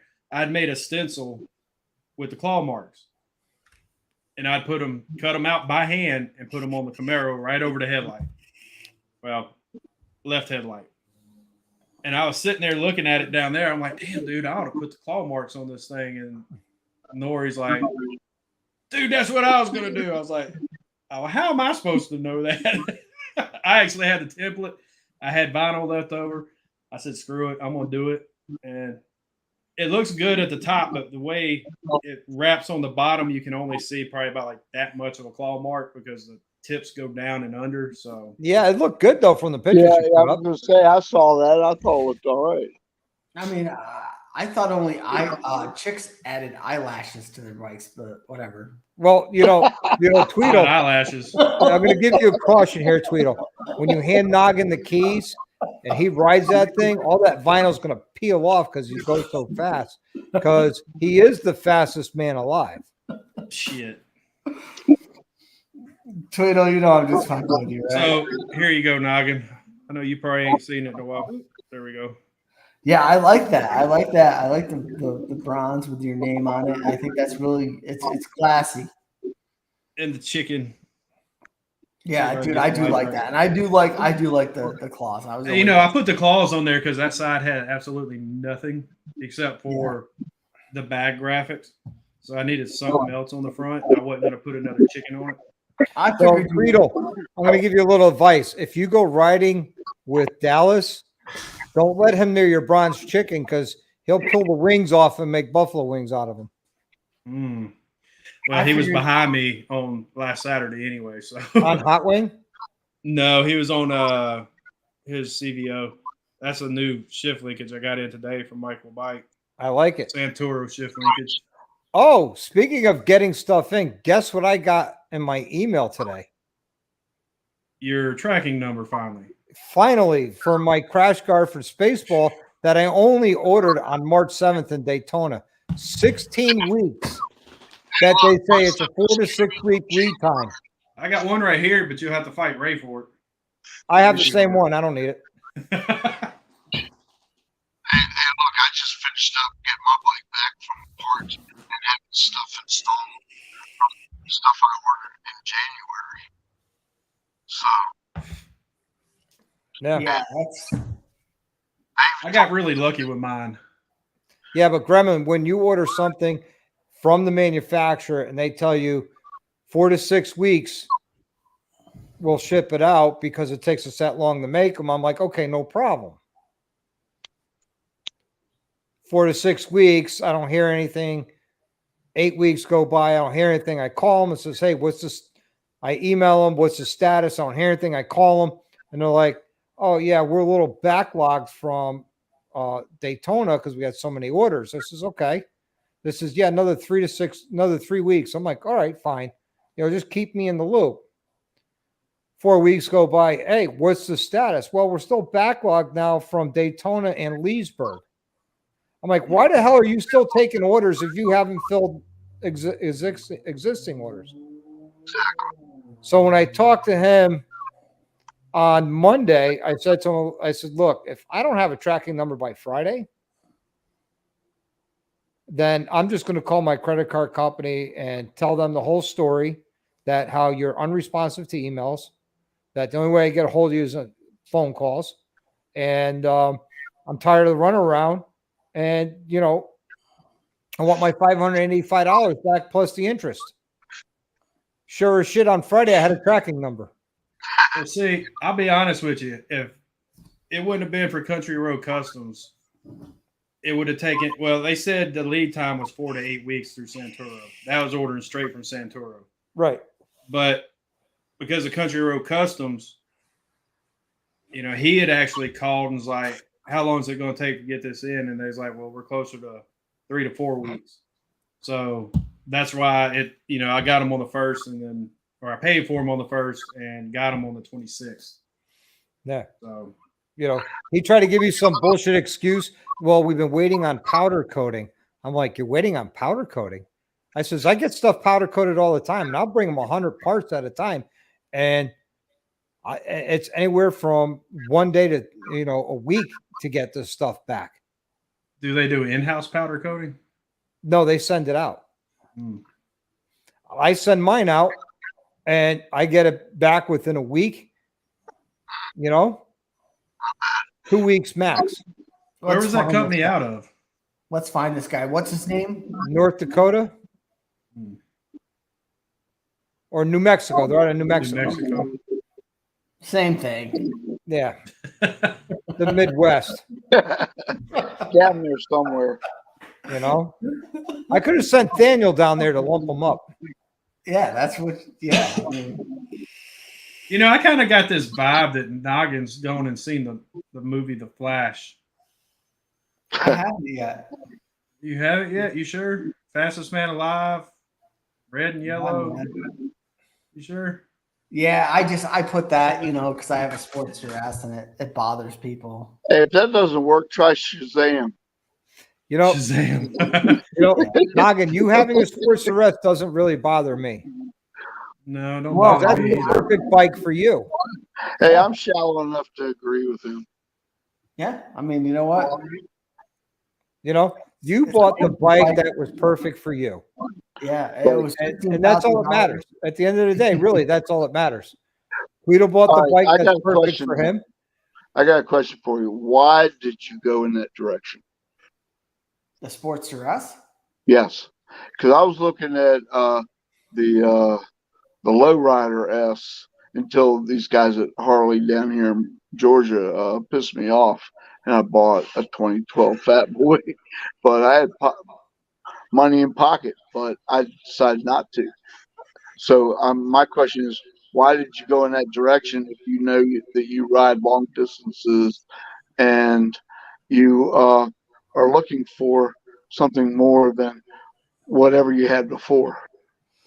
Yeah, so to be honest, Gremlin, I never realized that I wanted to ride long distance. And after going on my first trip down to New Jersey for the Baggers Brews first ride, Right. there's something about just going on a trip by yourself, right? Of course. Yeah. Just hopping on your motorcycle. It's just you and the road, and you're just going. And then I started talking shit to Hells. Hells like, we're gonna race. Next thing you know, I'm riding to Daytona, Florida. We're betting on you. Yeah, and it didn't happen, but it's not to say that now I know what I'm up against. He was keeping everything very tight-lipped. So now I know what I'm up against, and I feel like if I go down for Daytona next year, I'll be able to smoke him. Is that what you really want, or are you actually to move up to like a Shriner special? No, I mean, I really like this bike, man. I mean, it was 15 grand. I mean, a part of it's money too, man. Like, I'm not a rich guy. I'm an Uber driver. I got kids. Like, I can't afford, a bagger. I mean, just to be honest, like, for this bike to be $15,000, dude, I got inverted forks. I got LED lights. I got some of the stuff that they're pushing on the new CVO for 50 grand. They're like, hey, it's like, I got cruise control. Are you looking at some of the earlier models? What's that? You're looking at some of the early models. I got a buddy of mine that just in Maryland just picked up a 2009 FLH for 2,200. Yeah, I mean, and that's it. It only had 9K on it. I got a lot of friends selling bikes, and I know a lot of people back and forth. Yeah, it wasn't his LED lights; it was his mirror. Yeah, Noggin, you don't have a clue about Hell's bike. I'll just Hell found out what was up. I was right there with him. He knows, and he was like the whole thing from the back. You only you called up, dude. You guys were gone. You guys were gone. You guys were in the back. I sat there and watched you the whole time. No, you didn't. Crystal sat there and watched like a mile ahead of you. Like, I could still see y'all. I tracked him. I caught him, and I rode with him. And it was a good time, and it was a great time, and I really appreciate it. Well, listen, man, when you got down, you went down to Daytona, August. Where were you? I was all over that area. I never. Yeah, I mean, it was a really weird week for me. I was going through a lot, and I rode down. To say the least.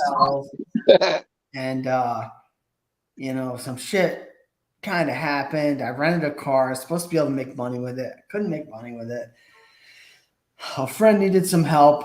I got him the help he needed, and it kind of just spiraled out of control, really. I mean, so next time I go down, I want to stay at the Cackleberry. I want to be like what Doc did. I want to be a part of it. I want to really just in golf. But dude, I mean, I got a freaking tattoo. Process Okay. paid for me. I mean, he hooked me up. I mean, Yeah, I got a new one down there when I was down for Daytona. The wheel with the old style wheel with the wings, like the A8 style. oh yeah. I think that's what the process got. But there was just some things that happened that I wasn't He really keeps a trying part to of. call me. He keeps trying to call me, weird motherfucker. I'm not sure I want to answer. Yeah, he's really going through it right now, and Hey, if that video is real, because I know he'll post some crazy stuff. But if that video is real, then yeah, that was deep. yeah, I it don't have was, no clue what and y'all are talking about. I was blocked and everything. So yeah, I mean, it was just a weird situation. It didn't end the way I wanted it to. Then my son had appendicitis. I had to get home, and it was just it was weird. So next Daytona, if you're down there, Gremlin, we're gonna meet up and we're gonna get tattoos. What about Oktoberfest? That's in October? Yeah. Yeah, I I'm mean, thinking about heading out to Kentucky to go. I'm on tent camp because I don't want to get too close to Dallas and Droop and all those guys. Because they're talking about communal bathrooms and all kinds of weird stuff. So I might tent that one, and I also am planning on going up to Smokeout. if you're gonna be going to Kentucky, you're gonna be nowhere near Dallas. yeah, Well, Stuff's in Smokeout. Tennessee. Yeah, sorry, Tennessee. You got it. Yeah, I mean, Same Mike, direction. Smokeout's a Yeah, good rally. well, yeah, where I'm from, it's the same direction. I think Tennessee. I'm turning burning both of those. But So I'll be well, at I 'em. mean, in my case, I'm about 6 hours from each, so that's not too bad. Myrtle Beach, I don't know. I've been so many times to Myrtle Beach since the '70s that that doesn't really do anything. And in my case, if I get to Myrtle Beach, I'm going. I'm going to go another 2 hours to my son's in Wilmington, Carolina Beach, and go visit family. So I mean, I can stay there and do a 2 hour trip down to Myrtle Beach to play around if I wanted to. I mean, Maybe that's what my problem with Laconia is I've done it for so long. yeah, that's why I am with Myrtle Beach. I'm burned out on it. Yeah. Same here with Myrtle because, for 5 years straight, we went to the spring and fall rally for 5 years straight. And then again, we would go in July and hang out with friends. So I'm pretty much burnt out of Myrtle Beach. Yeah. Now, I have not been to Myrtle Beach since they started partying down on the south side where the Beaver Bar and all that stuff is. Oh, down at Merle's Inlet? Yeah, Merle's Inlet. Okay. Yeah. I like Barefoot Landing better. Well, when I started going there, it was actually held at the dirt airstrip. Mm-hmm. And that was for years. And then it finally got moved up to actually outside of Myrtle Beach a little bit towards Conway. If you're up there on 17 and you're at the bridge there, you can make a right if you're coming south before hitting that bridge to go to North Myrtle Beach. You make a right. There's like a 1/4 mile drag strip down there, and and they would hold it down there. And that was the last time I went down there. It was being held there. Now I found out that it's being held on the south side. And I'm about ready to do another trip because I'm testing my being at my age and getting back into bikes and stuff. Yep. I'm not going to get into why. I'm just not getting back into it. But every day's a Saturday. Hello and welcome. Well, I just want to find out what my range is and what I can handle. So, these 6 hours now, 30 years ago, I'd have said 6 hours. Yeah, no problem. 14 hours. Yeah, we're good. Yeah, man. But now I need to, assess what I can and can't do.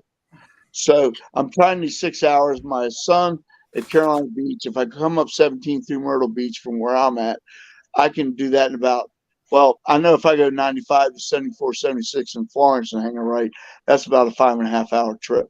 So if I take my time, go up 17, have to deal with Myrtle Beach, then, it'll be a nice little slow cruise at times, whatever, and just do that.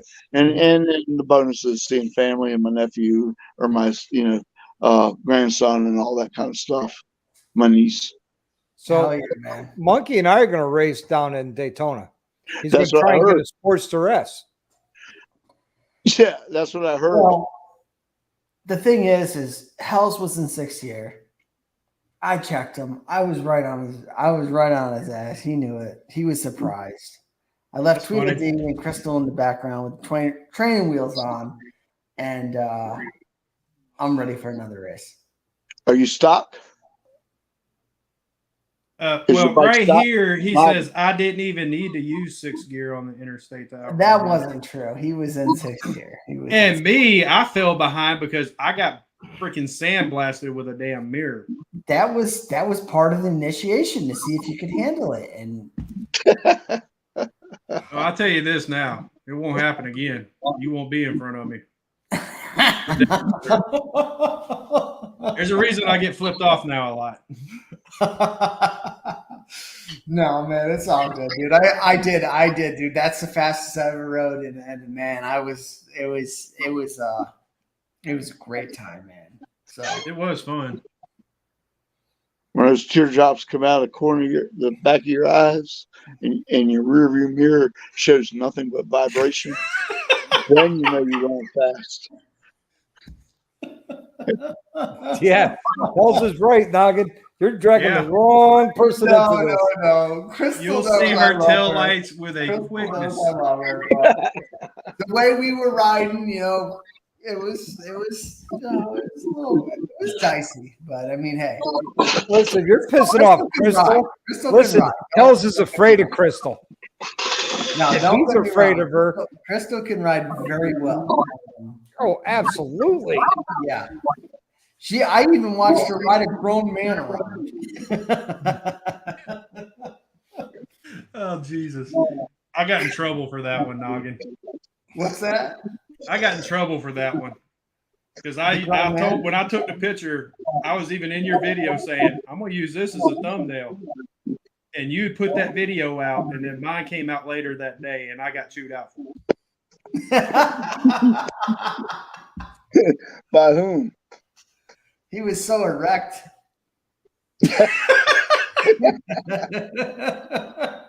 Crystal did good. Crystal did good. Yeah.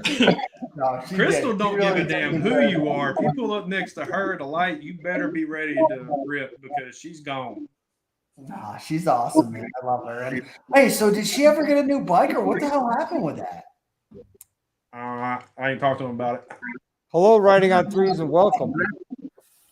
Somebody steals your bike and you're just without. There's insurance and things, and Yeah. Yeah, Well- insurance takes time. I know that. Hopefully she'll get a new bike, and it'll even be more badass. well, rumor is she's getting a bass boat. Oh, she's gonna buy the CVO that someone traded in. Not a Breakout. that's not a CVO. Yeah, the breakout wasn't a CVO. Oh, wasn't it? No. No. Nope. Oh, my bad. Okay, so anyway, she's gonna buy a breakout that somebody traded in that looks like a bass boat, and really put some work into it and get the full potential out of that. Yeah. That'd be awesome.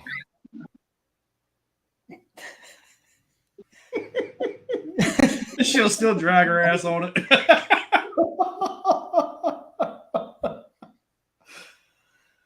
Good shit, man. I'm gonna grab another beer. Grab two, Noggin. 3.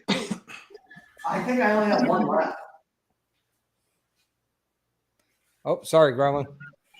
I know. You booted the wrong person. The thing about it is, what time is it? It's only 10 o'clock. I can go right down the end of the street and pick up more if I needed it.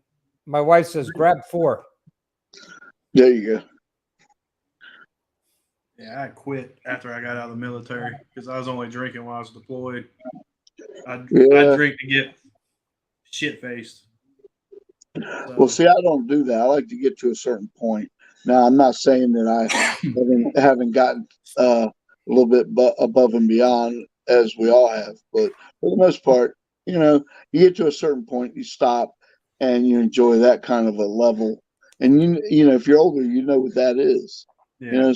But sometimes it sneaks up on you, and you get caught flat I footed. still have one occasionally, but it's rare. If I'm on the bike, I definitely won't have one. I ride too much like an idiot to do that.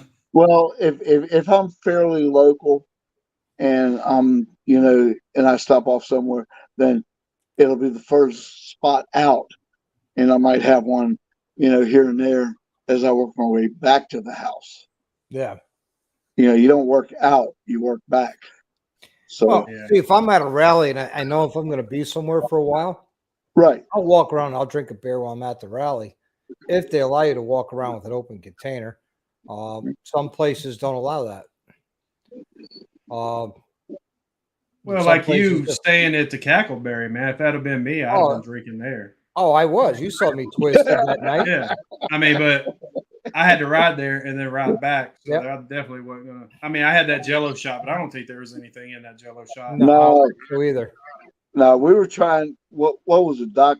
What was it? One was supposed to be shine, and the other one was supposed to be vodka or something, Yeah. or rum. And we didn't really taste anything in all of that. We were all drinking beer to start with before we went to the fireball shots. And after about one or two shots there, Monkey goes, Why "Why are are we we?" playing? Yeah, I got a whole bunch of it in the trailer, so off we went. See, I was drinking water all that day, and there wasn't like you had the flavor of the Jello they used. That was it. I didn't have a hint of alcohol or. Yeah, we weren't tasting it either, but I hadn't drank all day. I'd been up at Broken Spoke with Monkey and everybody doing the pictures when he won the That award. helps. So Is that what my Yeah. bike's known now as the fire chicken from hell? evidently, Well, I've been calling it the bronze chicken. hey, I'll tell you what. When you It looks see like a hawk.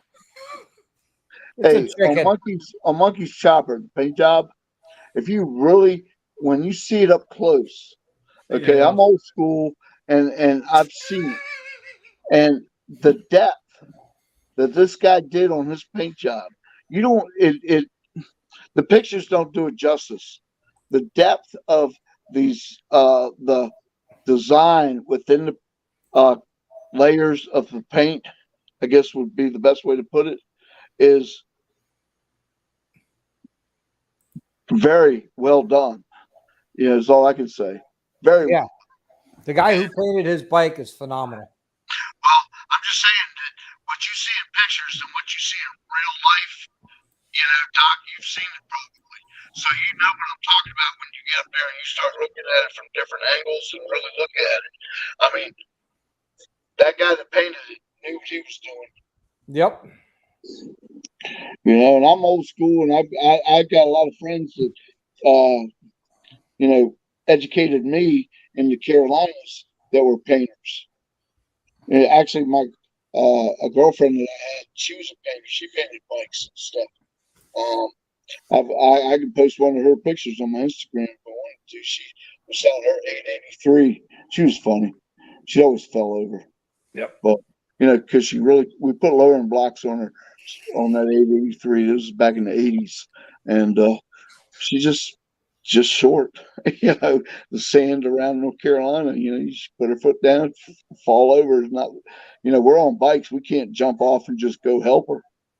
Nope. So, I've had friends tripping in Myrtle Beach that are laughing and having a good time, good people, but their mind is so far out there that they just forget to put their feet down, look over at a bunch of other people. Next you know, they're all on their sides.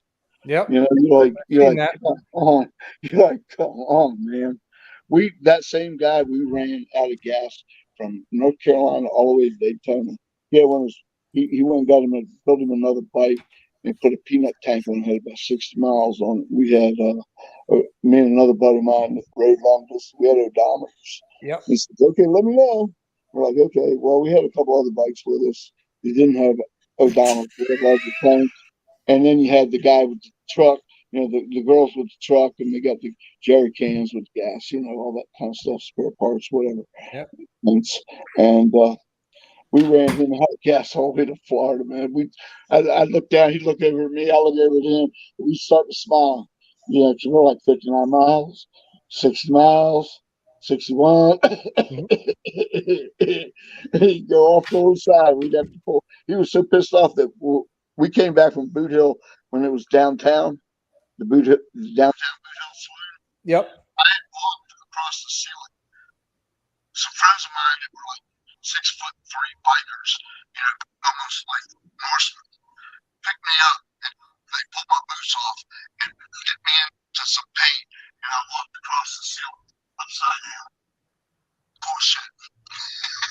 Found ourselves also a lot lighter. So, Yep. anyways, I've had some good times down that way. We were staying next to the overflow lot right down from Yamaha where they used to do the street drags. Yep. I think next year, I've never made it out to the boardwalk for the bike shows. Yeah. I think I'm going to get out there this coming March and get to the bike shows on the boardwalk.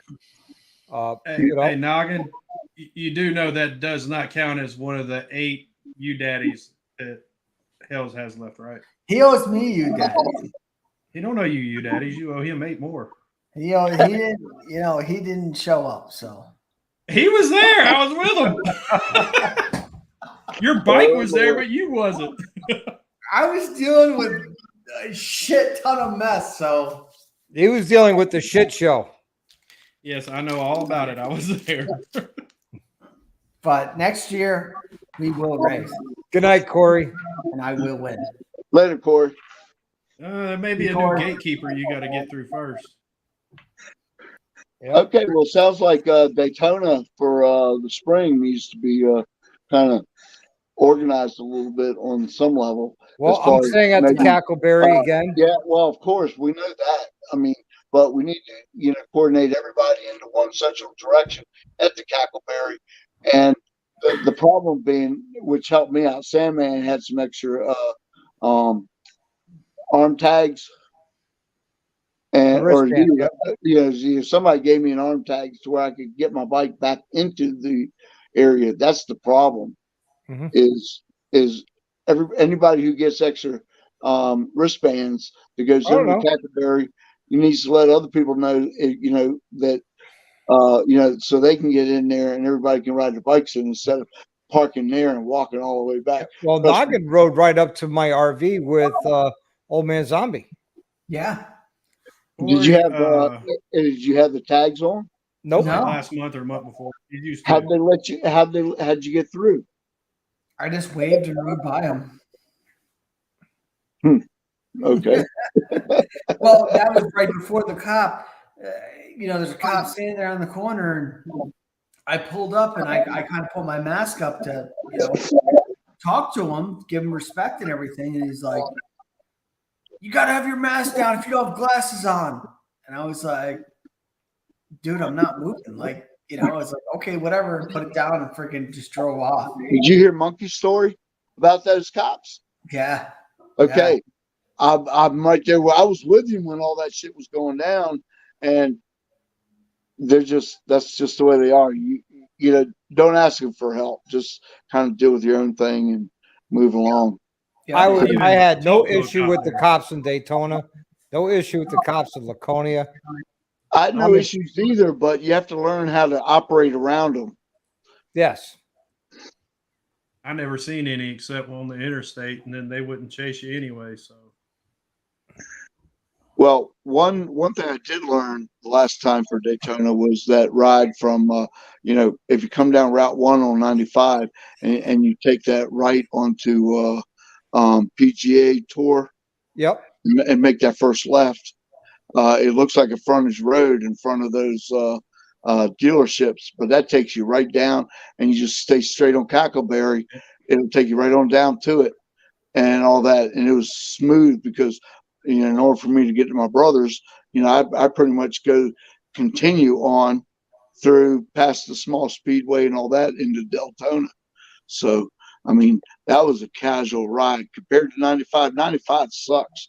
in that area because I spent more time, either splitting lanes or going around the outside or whatever, just to try to get anywhere on 95. And it's got nothing to do with bikes. This is just Well, it's traffic. because right past the LGPA, you have that exit for the was it I-5? Yeah. Yep. So No, that's where it backs I-4. up right there. 4. No, 4 or 4 is 5, south of something like there. that. No, 4 is south of there, Doc. Because Yeah, normally I 4. would go down to 4. That's why I liked the PGA turnoff. I don't Yeah. think I'll be going down to Orlando this time. I'm just not going to go all the way down to Orlando. I just can't do it.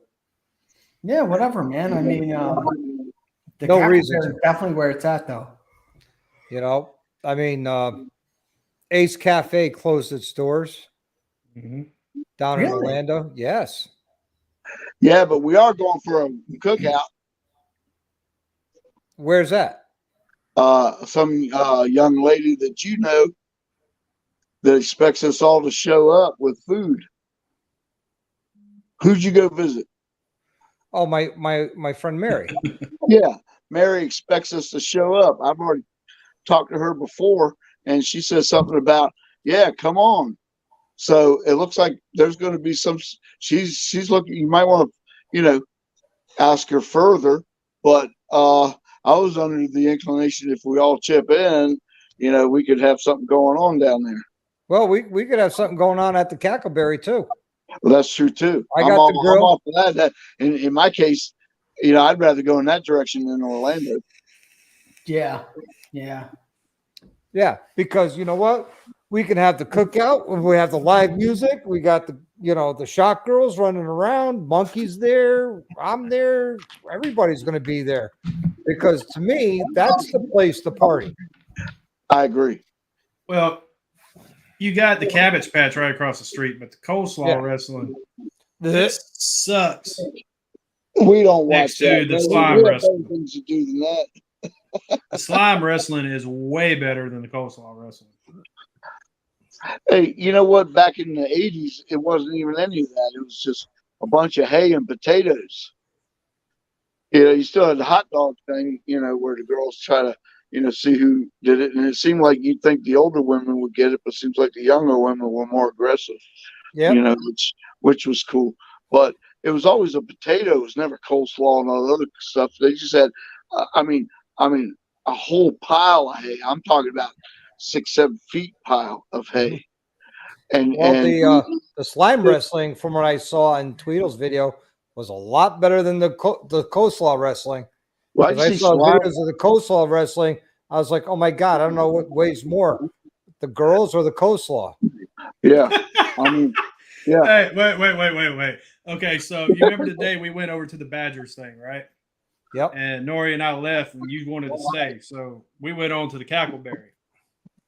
We get over there. There's this little Asian girl. I mean, God, she's probably like 4'12". She's short. 4'12". That's 5 feet. Yeah, short. She just got like beat, I guess, in the coleslaw, and they came over and got in the slime. You know who she was? She worked at a tent just up from the tattoo when you came into there on the Cackleberry or into the Cabbage Patch, and that over by the if you come in and you made a right, like you were going towards the bar and the older bikes. She was actually down at a little shop selling T-shirts and stuff before that.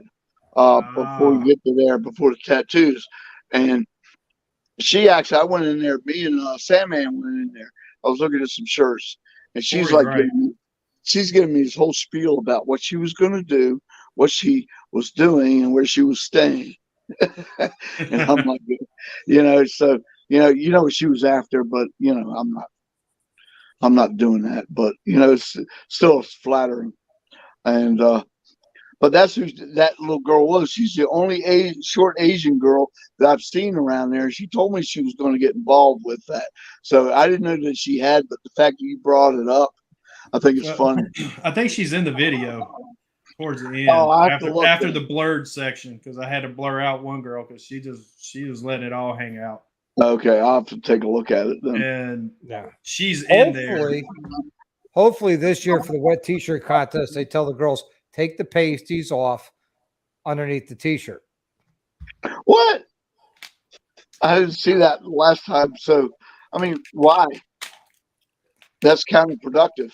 Well, you know, the girls who did the wet t-shirt contest, they left the pasties on underneath the t-shirt. They brought everything but their boobs. Tweedle, am I wrong?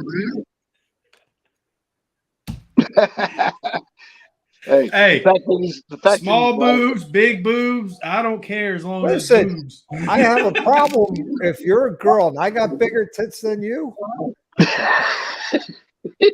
I'm just saying, I mean, you're not wrong, but you're not wrong. I love titty milk. Wow, awkward silence. Did you see him shake his head like, oh shit, did I really just say that? That was awesome, dude. I was All three of also you guys were just like, Yeah, I was doing that, but I was also reading what Mel said. Yeah. Here, I'll put it back up for you. They need boobs first, from what I heard. Yes, they do. Hopefully they made enough money to buy some. You know, I think before Mel, you're right. Bike Week next year, we need to have a huge live and see if we can't raise some money for those girls. Yeah, but here's the problem. Whoever raises the least amount of money, or whoever of the people raise the most amount of money, then gets to choose who they volunteered to give the money as, and then they'll drag them into the slime wrestling pit. The problem is, to do it live there, you got to have good internet connection. And we'll do it before, and then we'll film it and try to find some place to upload it. Yep. Yeah, I tried to get some patches done on a vest, and that was easy. I had to wait almost a half hour. Sandman and I stood there for a half hour just to get internet connection so I could pay for it. Yeah. And I couldn't leave because my stuff was already sewed on. That's why I carry cash. Where'd you go at? You know where they do the bike rides? You know, the circle, the Daredevil over there on the far end. If you come in on Cackleberry on the tourist side. So you was at the Cackleberry, okay. Down there. Well, going towards the Cabbage Patch, but on the Cackleberry side, and you go back in there, there's a guy that does, and I've used him before. He's pretty good over the years, and he does there, and he does the stitching. But still, I'm ex telecommunications, and my thing is they should at least put cows up. Cows are those portable antennas or things that you see whenever festivals are around, and that allows to handle the additional traffic and or just service. I had the same issue at the raceway paying for my gold shield on this one, but what is that other campground down the street, Doc? Is that the Iron Horse, Crazy Horse or something like that? Yeah. They actually have a big flea market over there. And they sell patches in there and sew them on there also. Oh yeah, well that's where I got the vest and the hat that I've you see me, that top hat. My brother's girlfriend got me that hat from that place. That flea market is that one spot that does that stuff, especially on away from the festivals. They are still there, and they give really good deals. And if you go back and keep going back to them, you get better and better deals. So I normally been sporting because I outgrew my an old leather vest, but I've been transferring patches. So I went with a denim. It was a little heavier. It was the winter time, and they sewed some stuff on. But I went and got a leather vest and had a bunch of patches put on. And I found one. I like that skull with the bat wings. And I found a large one at a vendor over there, Burning Bike. So I've got that on there. Of course, my name, Gremlin, and the American flag and POW and my Air Force and my, certain other things. Now I've got some Daytona patches, but I'm working on 2 new sets of vests with new patches. Riding on I 3. got to go in storage and pull shit out. I've got stuff. Now I did pull this out. I found this up in storage, and this is from. I don't know if you can see it with the light. Hold on.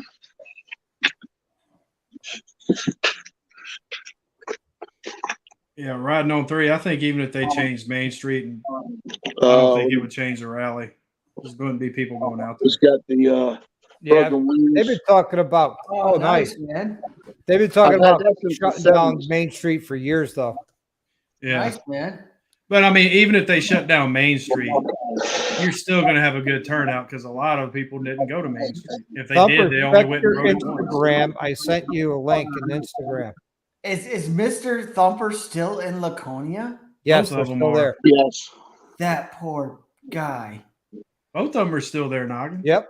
Well, Yeah. I know she flew home to take care of some stuff. Yeah, she flew And then back. you flew back. Well, are they having problems with the truck? Yeah. Yes. Yeah, it's a freaking Ford. And it's been raining too, so. Thumpers, check your Instagram. There's a link in there. Ford Why truck. you guys jump on? They had to get a Dodge to come save the Ford and the rig. I mean, Yeah, at the same time. yeah. It was I bad. just sold a Jeep. I'm about ready. I'm looking at those.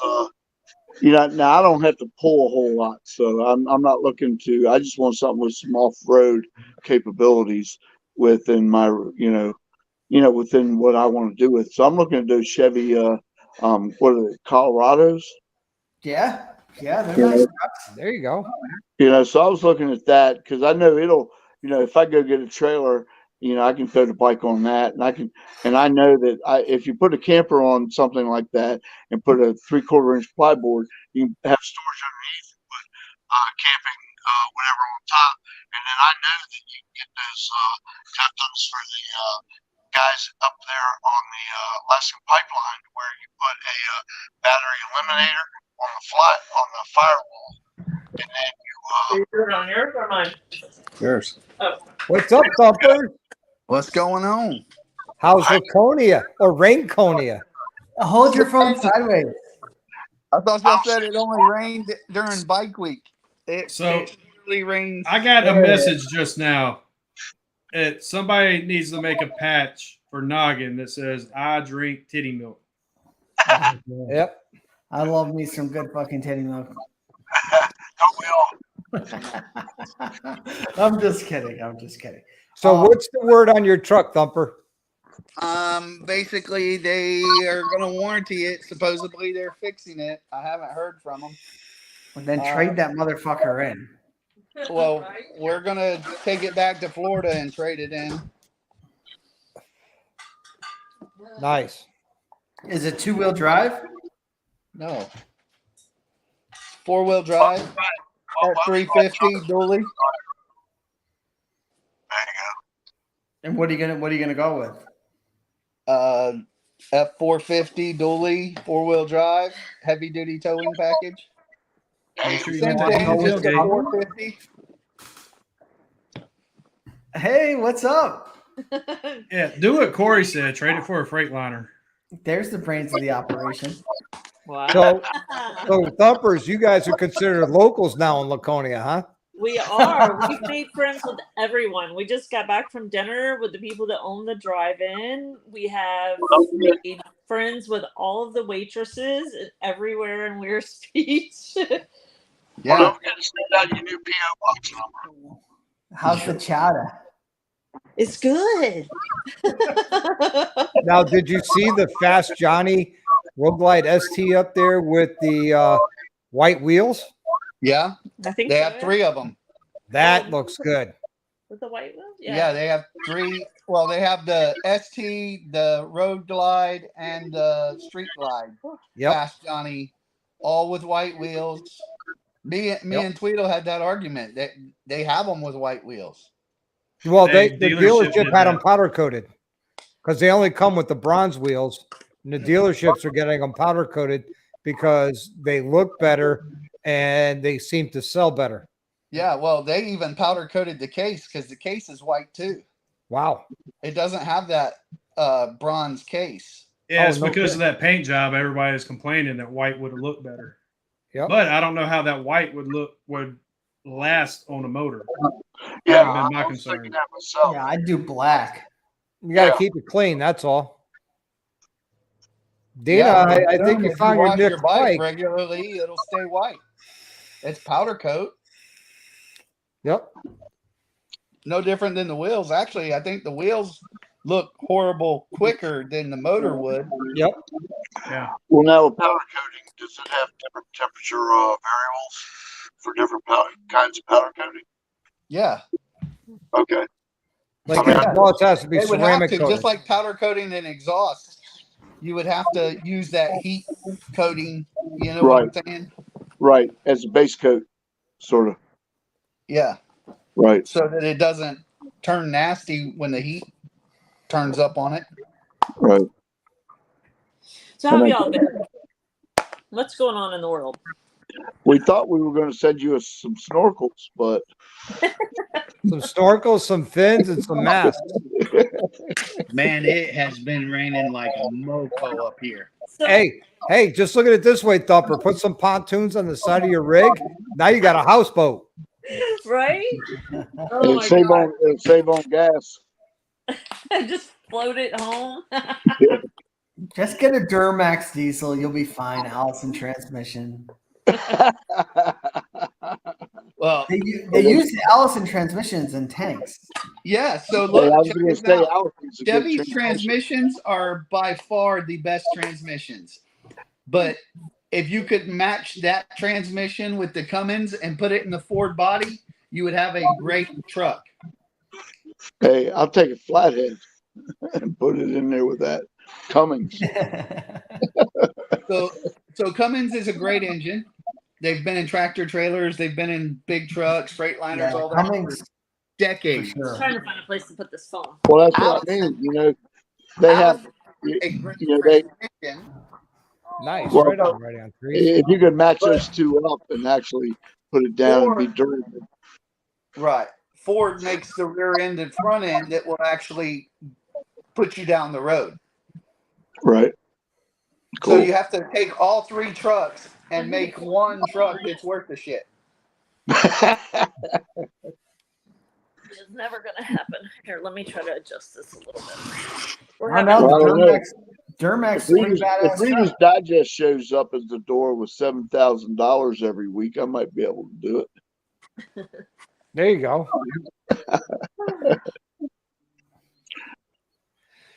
Of course, you have to play to win, right? Yeah. So how long are you guys going to be there? Do you think? We're hoping this weekend we'll get to drive away, but if I was not, going to say, Y'all don't we're even thinking need to this talk past about weekend. it at this I point. know. We jinxed Because y'all said Yeah, that 2 weekends ago. we were supposed to be. Yeah, I've been here. We figured it out. I have been here for like 23 days.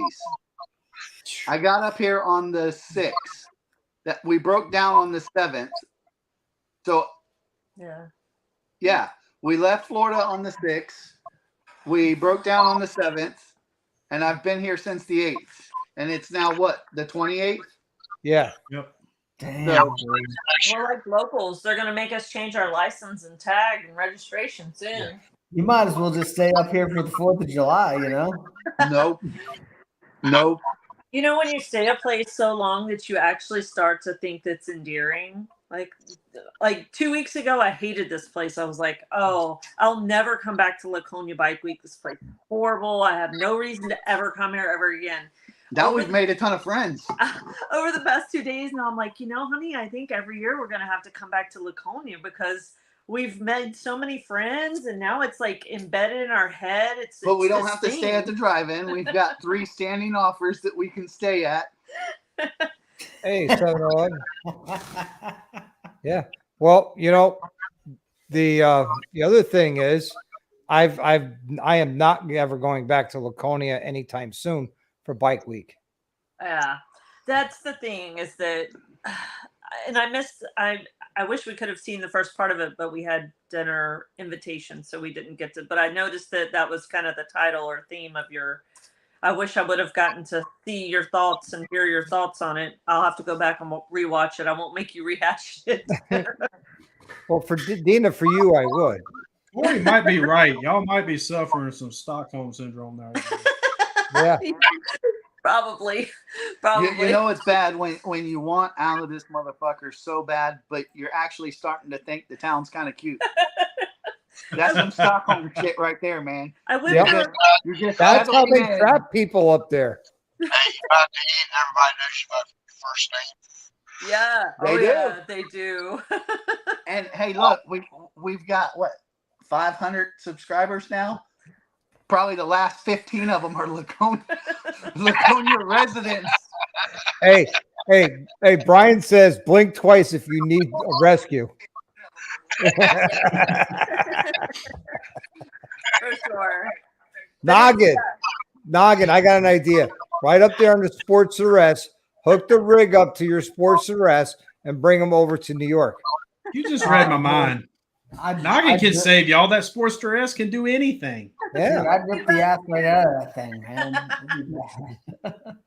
Yeah, we actually did make. Yeah, see, Corey should have bought a damn truck instead of a damn Nissan Mazda. And then at least we could be in Massachusetts or New York or something. Somewhere. I know. Good God. Oh, dude, get your rig and put it right at that Ford dealership and just camp out there out front. Walk out in your underwear every day. They'll get that truck done. Yeah, that's true. That's a good point. And I think remember it's racing strikes go on the outside day too. Yep. Hey, and think about it. What did they tell you at first? It was due to bad fuel, so they weren't going to warranty it until you pushed them to do a fuel sample and send it out. They're like, they had to eat crow at that point, right? Yep. Yeah, it's crazy. Yeah, I don't know. We have I booked, so this probably double jinxed me because I booked our 22 days in Florida at an RV park there in Claremont on the lake from the first. Well, we had to book 22 days. Yeah, so we tried to book. We were going to leave Florida on the 20th of July, head to Tennessee, be there the 21st and 22nd to ride with the guys in Tennessee, and then pull out probably on the 23rd, 24th to head to Sturgis. Well, Y'all might as well just head out from there. maybe. I mean, let's pray not. But Mel says walk around the dealership in a Borat bathing suit. Yes. Brian says in a Speedo. Mel told us a Borat bathing suit. That's what you go to the dealership in. Yep. The little slingshot. Only if you wear the other one. Nope.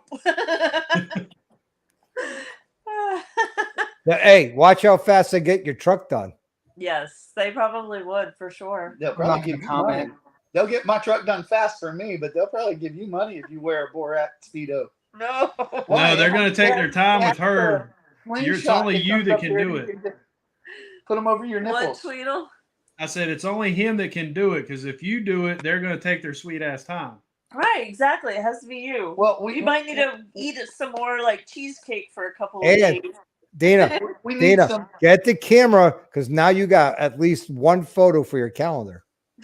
We need we need some money to come in, so she has to wear it. No. You can go to the Acura dealer that's in between. Go to the Acura dealer. Chances are they're going to pay you to put clothes on, so y'all going to make money. Is Mrs. Thumper a natural redhead? No. She has really dark brown hair. Oh, it looks red. Does it look red to anybody else, or? It has a reddish tint to it. It has a coppery tint to it. Well, I didn't know if you married redhead. I was going to say, they're crazy. But yeah, no. Red on the head, fire in the hole. I ain't down that with that. So Brian says put some tassels to swing around. That's what she needs. No, you. No. I ain't that coordinated. I couldn't get them going. I know. Why are we talking about this? Did you see the monkey? No, why are we talking about Did you this? see the monkey's video when I was trying to get the helicopter? The shit just kept flopping all around. It wasn't doing a little pretty circle. That would be the tassels. As everyone says, motorcycle. Back Now, on topic. Corey asked a good question. Did you guys find a good coffee joint up there? No. We found all right, so there's this place called Wayfarer Coffee Shop. It's beautiful. It's a super cool little cute. shop. And it was and I'm not trying to offend anybody, so if you're one way or another, I'm not being political. But we sat down, we got our coffee, our little scones, whatever the hell the little hard pastries are. And we're sitting there, and I didn't get but maybe 3 sips of my coffee down me, and I had to get up and leave. I asked him, I was like, are they doing a podcast? Like, I couldn't see the people that I could hear. They were so formally speaking in, let's say, a very liberal arts college educated way, which they were talking about safe spaces and tolerance, and they were trying to one up each other about being tolerant and having more safe spaces. Dude, and I was like, Jesus Christ, I gotta fucking get out of here. It was so Dude, you should have just punched one of them in the face and been like, there's your safe space, bitch. You should have open carried on the way out. It was so see how tolerant they are. that I asked him, I said, are they doing it? Is that like an interview? Are they doing an interview or a podcast or something? And he goes, no, it's literally just 2 people speaking to each other. And I was like, oh my God. Oh wow, my God. really? He's like, I've got to get out of here. I can't deal with it anymore. It was so fake. Y'all need to look at the bright side of this. Seeing how y'all are now residents of Laconia, just open up your own coffee shop and call it the Thumpers. The Thumpers. Or the safe space. I'm gonna call it the non-safe space. The store right next to it is called Chaos and Kindness, which I guess Brooke Shields was there like a couple weeks ago. She made like this appearance. So of course, in normal thumperism manner, he goes in and he goes, so do you have another store called Chaos and Madness or Hatefulness or something? What did you say? That'd be my kind of I need a place. shirt that says Chaos and Meanness. That'd be my kind of place to go to. The good thing is that those 2 whiny bitches can't reproduce, even though they think they can. Oh my gosh, it was so bizarre. Yes, but they can adopt, Noggin. Yeah, well, that's good. You know what? They should adopt because no, but see, that's the thing is that most of them now are they're just being inseminated.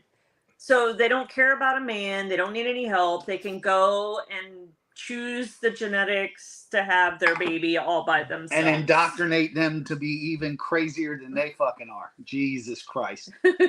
right. When I'll it be gets dead real, and gone by the time them kids are in their 25 to 30 year age. Yeah, I mean, Doc knows when shit gets real and then, they say, I'm offended. It doesn't matter. Well, that generation will be the death of motorcycle riding. I'll just bring it full circle back around to motorcycles because there will not be any motorcycle riding happening with that generation.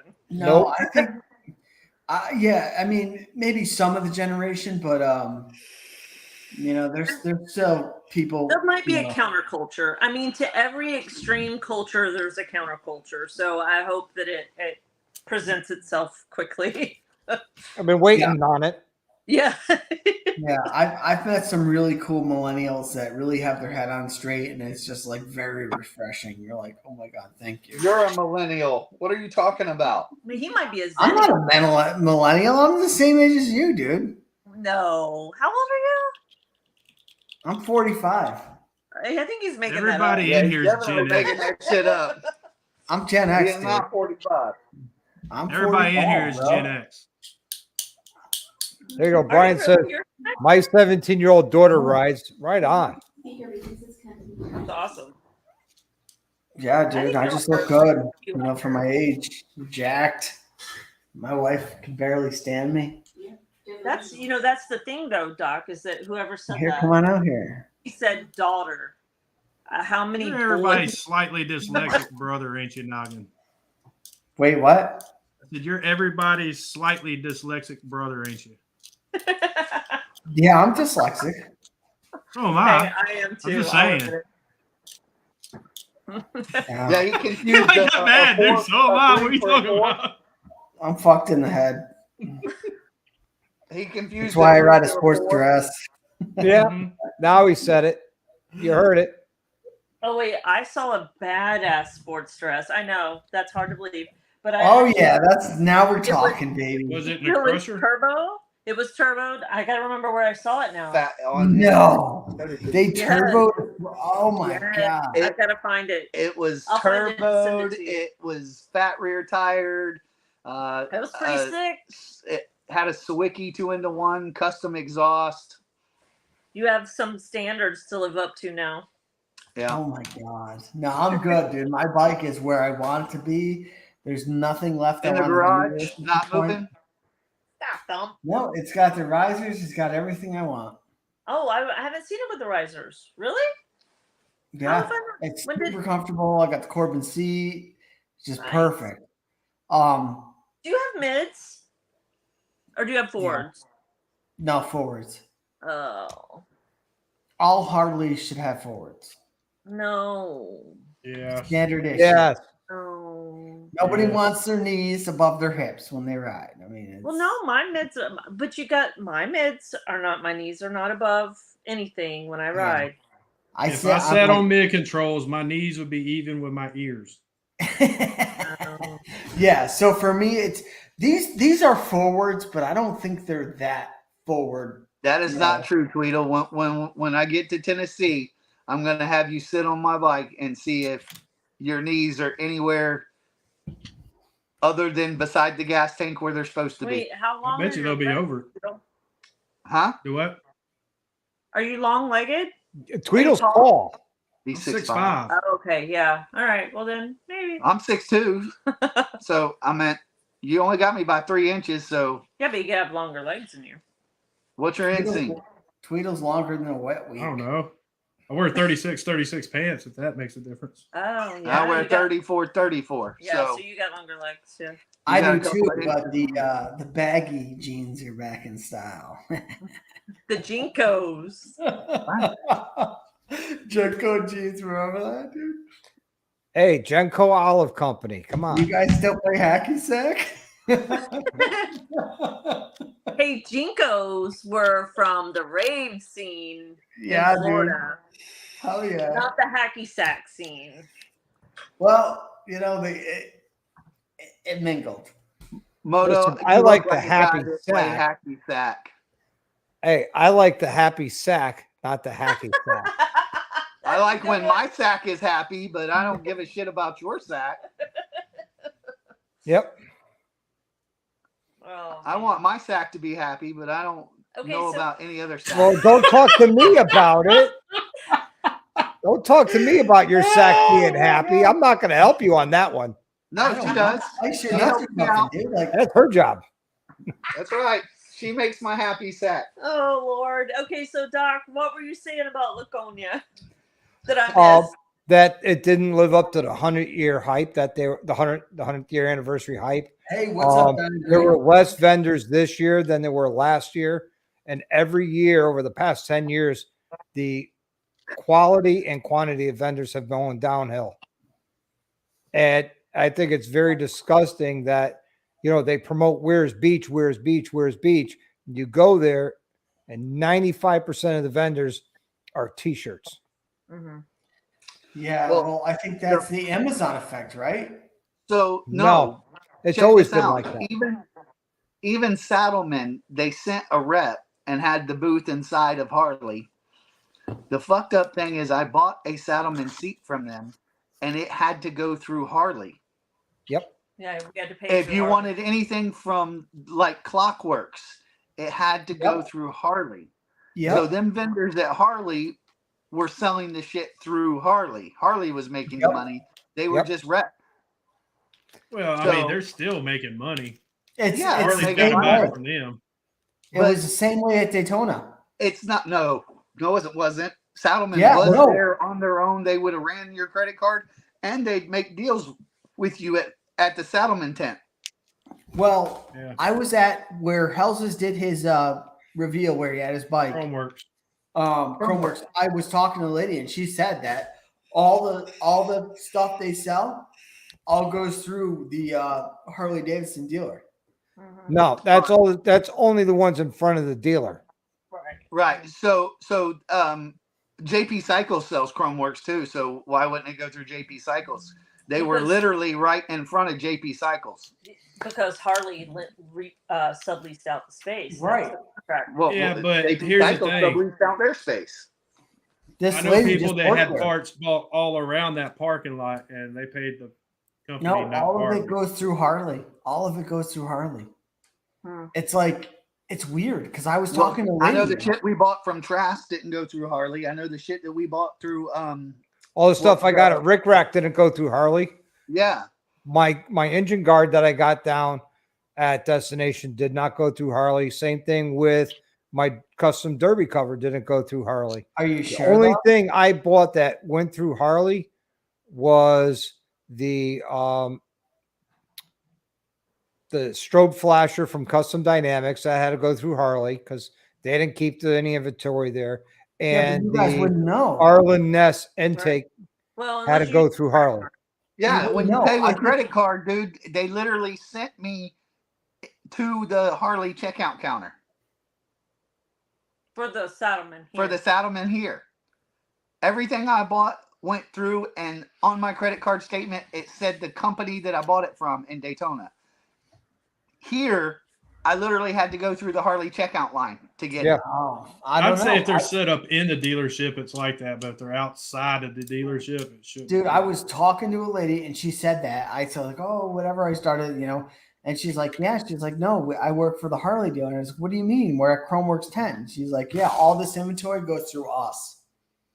Like they sell it to them and it goes through them. I don't know. Maybe it's tax purposes and I don't understand it completely. But Yeah, maybe tax purposes, they ran it through Harley's Or- taxes because up here Right. in New Hampshire, there is no tax. Or there, Right. so back a long time ago, even when my dad was doing 5 Week down there in the 80s, they would make each one of the vendors get a temporary occupational license.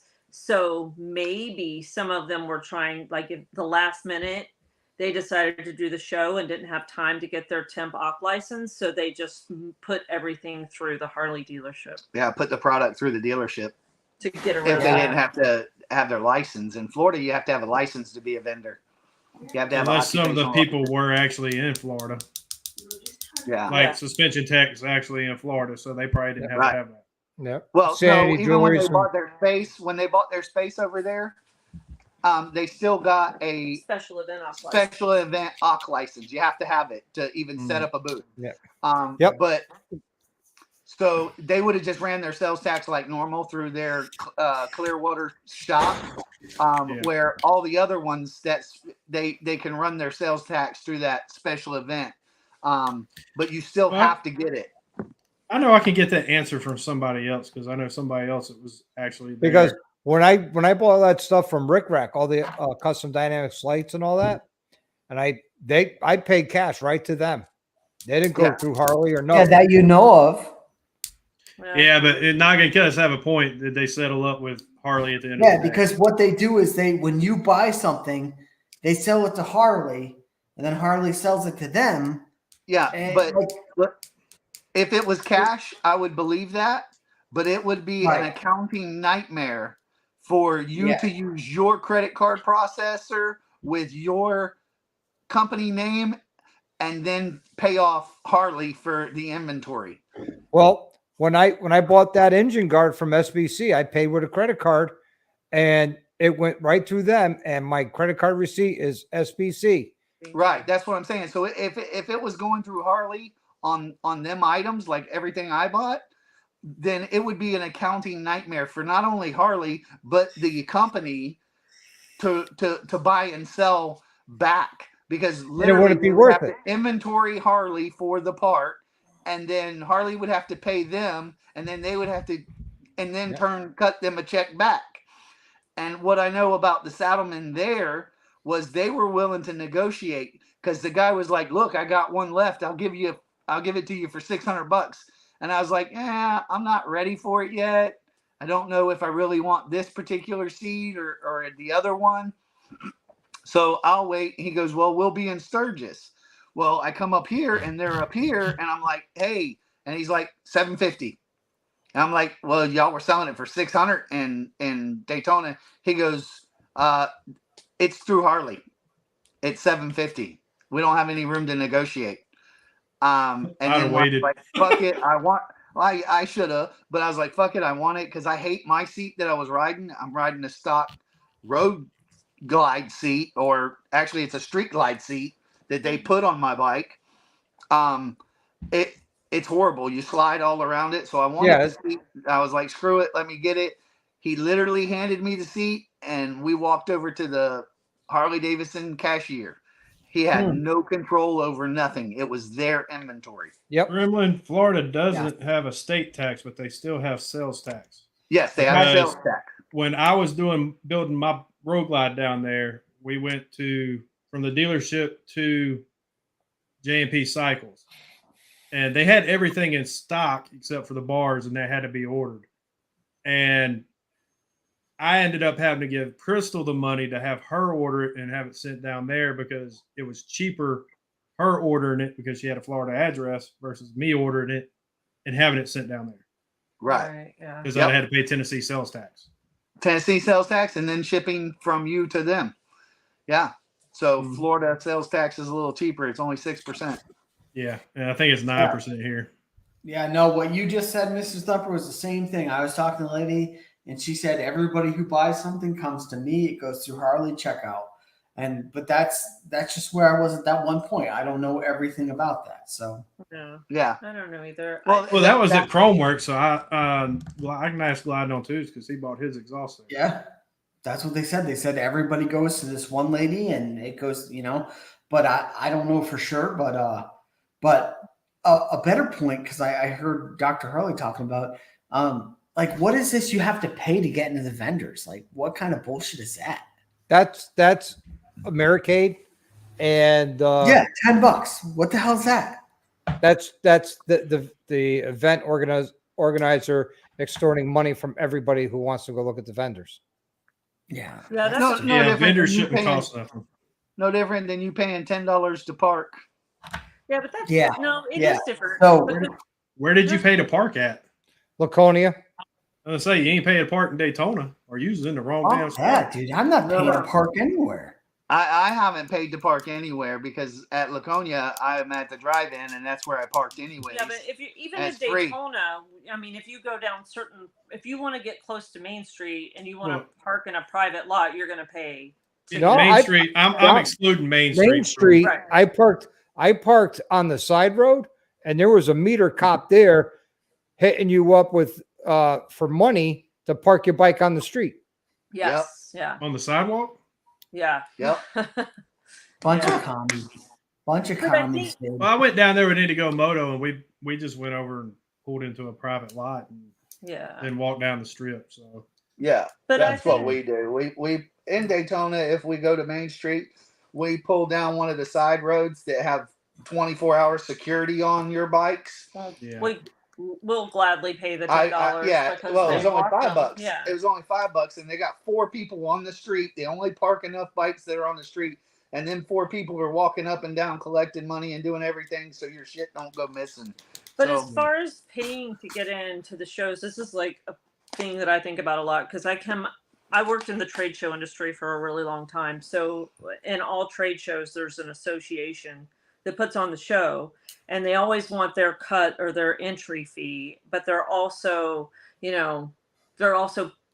subleasing out the space of the show floor or parking lot in this, particular situation. And then, so it just becomes this big, huge commercialized thing, and it feels like it loses its soul.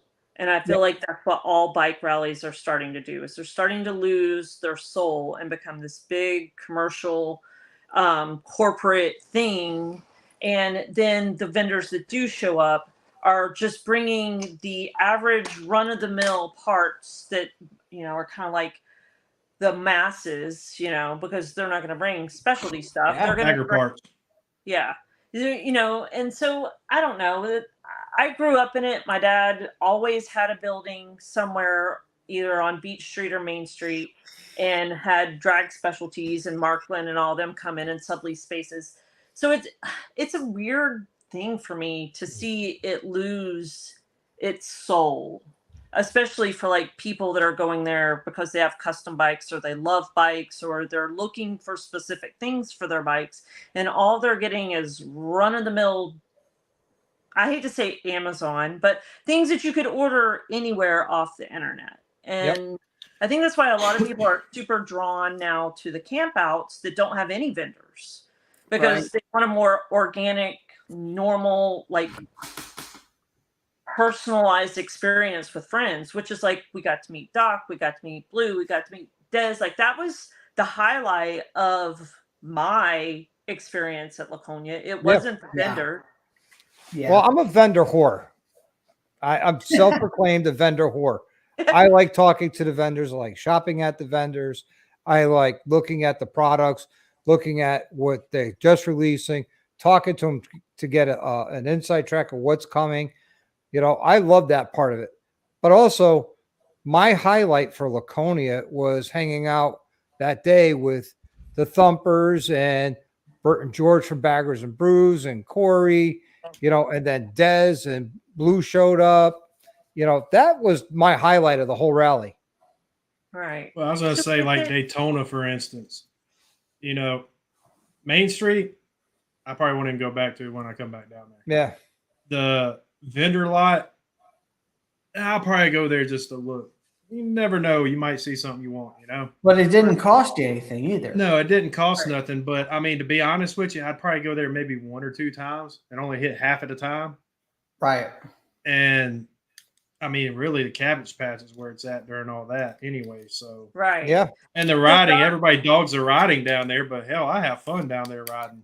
Yeah. I put on 700 miles down in Daytona. Yeah, I mean, it's flat, yeah. And there are some roads that have some decent turns on it, but listen, all I knew you got better was scenery to me. When I was riding down in Florida, I'm sitting there going back home. If I rode like this back home, I'd be a maniac. Here I'm normal. Yeah. Well, you'd also get a lot of tickets back home too. No, I haven't. Knock on wood. Were the vendors providing you with the stuff that you were looking, with the experience you were looking for, or is that going away for you, and are the rallies changing into something else? At Laconia, the only vendors that I was looking for, or you know, that actually made it, you know, fed my vendor addiction, was Amsoil Atom and Sanity. Other than that, and Suspension Technologies. Other than that, no. Yeah. See, I not feel one, like, not other than those three, not one vendor excited me. yeah, and I feel like less and less are going to show up because they can be direct to consumer. So, what is the future of rallies going to look like, especially as big as the YouTube community is growing, and we're basically using every rally as a meet and greet. So, what is going to become of rallies if they're being charged exorbitant prices for booth space, and they can be direct to consumer? Do they need to even show up? Like, what's the future of it look like? Yeah, I'd say if it's like that at Laconia, I'd say Laconia will vanish. Daytona, I didn't see none of that at Daytona, so Daytona will be good. I think Laconia is going to vanish. I think Americade's going to vanish. Rallies like Ocean City are going to get bigger and better. Rallies like Gettysburg are going to get bigger and better. Laconia is going to survive. Sturgis is going to survive. But as far as Laconia and Americade, I think they're done. But see, here you just talk about Maryland and Gettysburg. Now, once they realize Laconia and Americade is sucking because of what they're doing, and they're going to go jump on the other guys' tits and screw them up just like they did the other ones. Yeah. But I wonder how much it's worth a vendor. Like, are they seeing their numbers drop? Are some going to get absorbed into others? Like, we're already seeing some of them getting absorbed into the Harley dealerships.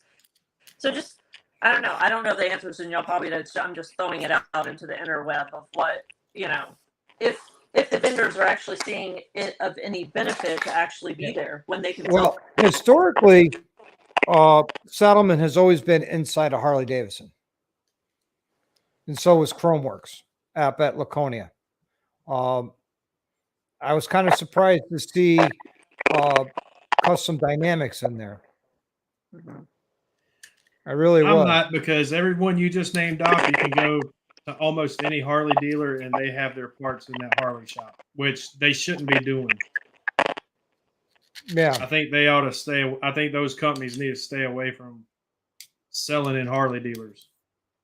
Yeah. But it's probably some kind of kickback to Harley for, because they probably get a brand new bike. Like they probably already have the brand new CVO to start making parts for. Yep. So yeah, Riding on 3 brought up a good point. The Mex Phil, I'm going to talk to him about that down in Gettysburg and see if I get him on camera to talk about, how he feels the futures of the rally is going. He was all the way out in Maine. And I've never went out there because usually I go up for a day and I come home. I go up the night before, spend the night, spend the day in Laconia, then come home because I just get aggravated and I just go up for the riding. And I'm sitting there going, you know what? I don't need to spend the rally prices at the hotels to go up to ride. I could go up there and ride anytime I want. It's only a 3.5 hour ride for me to get to the Kangamangas Highway and up through New Hampshire and all that. That's not that far. It's a day trip. Right. Yeah, but I think a lot of the rallies are made for people that's further away. Mm-hmm. Yeah. You know what I mean? I mean, look at Daytona, for instance, how many out-of-staters are there? Probably more out-of-state people than there were people who actually lived in Florida. Yeah. During that time. Right. Well, and it's the same with Sturgis. Yeah. Well, the promoters for Laconia said it was a record year this year. I'm sitting there going, how the hell can that be a record year? Hey, history's written by the victor. Yeah. I don't know. Larry said that it was fucking probably one of the better financial years in the past 3 to 4 years. Yeah, the guy that owns the drive-in. Yep. All this Yeah. Amsoil Adams said he was doing numbers like he did in Daytona. Sanity Jewelry said the same thing. It was his first time being at the raceway, and he wants to go back to the raceway consecutively now because he had better numbers there than he did outside and over by the drive-in. The drive-in is definitely a more carnival t-shirt environment. Yep. Yeah. Speedway was super small. I mean, it was what, three small aisles? Yeah, which are 3 times the size in that dirt field by Weirs Beach that used to have that many vendors there as well as the raceway. Yeah. Yeah, it's all about the money. And I'll tell you, Dr. Harley, you said American might go away, but and I told you that American was like 25% of what it normally is, but there's a group in Warrensburg, which is about 20 minutes north of Lake George, that they had their own bike rally at the campground. And all the vendors could go there for free. You could get in for free. And there was a lot of people there. And I think they're kind of just saying, screw Americade, screw that. We're about this lifestyle, we're gonna come, we're gonna set up tents, we're gonna hang out here, and we're gonna let vendors come in free and not deal with all that corporate bullshit. And so there's that side of it too. Yeah, I have to find out where that campground is next time I head up for Americade. Yeah, I know right where it is, dude. I used to live there. I'd be interested in checking it out then. Yeah, and I think that's really for more of the, I hate to say it like bikers, but more of the people who just want the experience of just hanging out and having a good time. Yeah. Partiers. Not being harassed by cops, not being charged $10 to go overpay for a seat, all that. Yep. So it's kind of interesting to see how the rallies have progressed over time, especially since COVID. That they really have dropped off. Not Daytona and not Sturgis, but Laconia has really dropped since then, and it's sad that that's happened. I mean, it really ruins the whole, because bikers, we love rallies. That's what we do. We go, we're around like-minded people, we party, we shop, we have a good time, get our bikes done, something done to our bikes there, and and it's wonderful, but it's really starting to go away. What do you guys think on that? 100%. Yeah. Yeah. I think it's true. Who's You know? Mike? I think it depends on the person, on what they're looking for. Yeah. So, Thumpers, what was your experience like for the rally portion of, not your extended stay of, being a refugee in New Hampshire, but what was your experience of the Laconia rally being your first time? We wouldn't be back. Yeah. On the rally basis itself. We would love to come back and do more riding. I mean, we actually got to ride a little bit out, further out yesterday. Yep. Except speed limits up here suck. It's beautiful, and I understand why they call it, a riding rally, because once you do get out, it is beautiful. Yeah. But like I said, you could do that anytime. Yeah. I honestly won't go back to Laconia probably for a long time for Bike Week. Yeah. I think I don't know whose audio is messed up, but are you guys getting that too, or just me? The static. No, I was. That's why I hit my mic to see if it was me. It's the Thumpers. I keep muting their mic and it stops. Yeah, it's the Thumpers. Yeah, it's got to be their connection. God damn it, T-Mobile. It's probably our connection for Verizon. It's freaking Joe Biden. Well, I don't want to torture everybody else. We're not even touching it. It's just on my phone, but we can leave because it's really annoying even on our end. So it's probably our lack of connection. Yeah. So yeah, we will. I'm gonna hop off here too, guys. It's good talking to everybody. Yeah, good to see you guys. Thumpers, be good. Noggin, good to see you. Noggin. Stay Oh, yeah, noggin. man. Thumpers. You guys. Y'all escape. Escape Laconia. All right. Now it's 2. Now it's 2. And Naga says device gets connected. Okay. Yeah, he probably left. Should I sit banned from studio? No, I didn't. I don't ban them. No reason to ban the Noggin. But yeah, I mean, Laconia rally, it was a huge disappointment rally wise. Well, I mean, like for me, I'm in the South, so Myrtle Beach is the closest one to me as far as a big rally.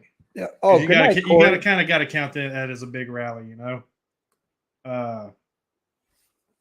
Daytona would be my first choice over. Yeah, that one. I hadn't been to the one up in North Carolina, Chopper Show. Oh yeah, the smokeout. Yeah, smokeout. I hadn't been to that one. I'm gonna do a turn and burn on that probably. Well, that's just basically, from what I understand, it's basically just a bunch of chopper guys having a great time and partying, and it's not really a rally. It's more of a camp out party kind of thing. Yeah. But I'm gonna do a turn and burn on that one. I'm gonna do a turn and burn probably for Dallas's thing this year. I may stay out there. I don't know yet. Yeah. Well, Loretta Lynn's Hi, thing, Grandma. we're all going to get a bunch of cabins apparently. Yeah. Well, I'm going to, like next year, I'm definitely doing Daytona. I'm going to try and get out to St. Louis, and I'm also going to try and get down to Smokeout, or not Smokeout, Eureka Springs. Mm. I don't know if I can. Like I said, it's a 3-day ride out and 3-day ride back. Yeah. Plus, what is that? A Friday, Saturday, Sunday. Yep. So I'm looking at, almost 2 full weeks off of work just for that. Yeah. I mean, location's everything. Yeah. Like if I was closer to Sturgis, it would And that's why I don't go to Sturgis. I went once and that was it, because, for me to go to Sturgis, it is 2 full weeks of vacation. I want to go. I haven't been. And I really want to go for Needles Highway and the monuments. Other than that, I mean, the rest of the rally, hell, you seen one, you pretty much seen them all. Sturgis is a little different. Well, yeah, I mean, there's different stuff out there, but it's pretty much the same concept, Yep. Yep. And I honestly think, and I know I'm not alone in this, but majority of the rallies are dying. The one thing that keeps Daytona going is the first major rally of the season. It's early in the year, and everybody up north or in the North Midwest heads south because they could start the riding season early. Yep. Yeah. Well, I mean, I went to Biketoberfest last year. Yeah. And it wasn't the same as Bike Week. No, it's not smaller. There was less people. But the crazy thing was when we went to Main Street, you could ride up and down Main Street like unimpeded, but you couldn't walk on the sidewalk because there's that many people on the sidewalks. Yep. Because you got to remember, it's the locals that live down there too that are there, plus all the bikers.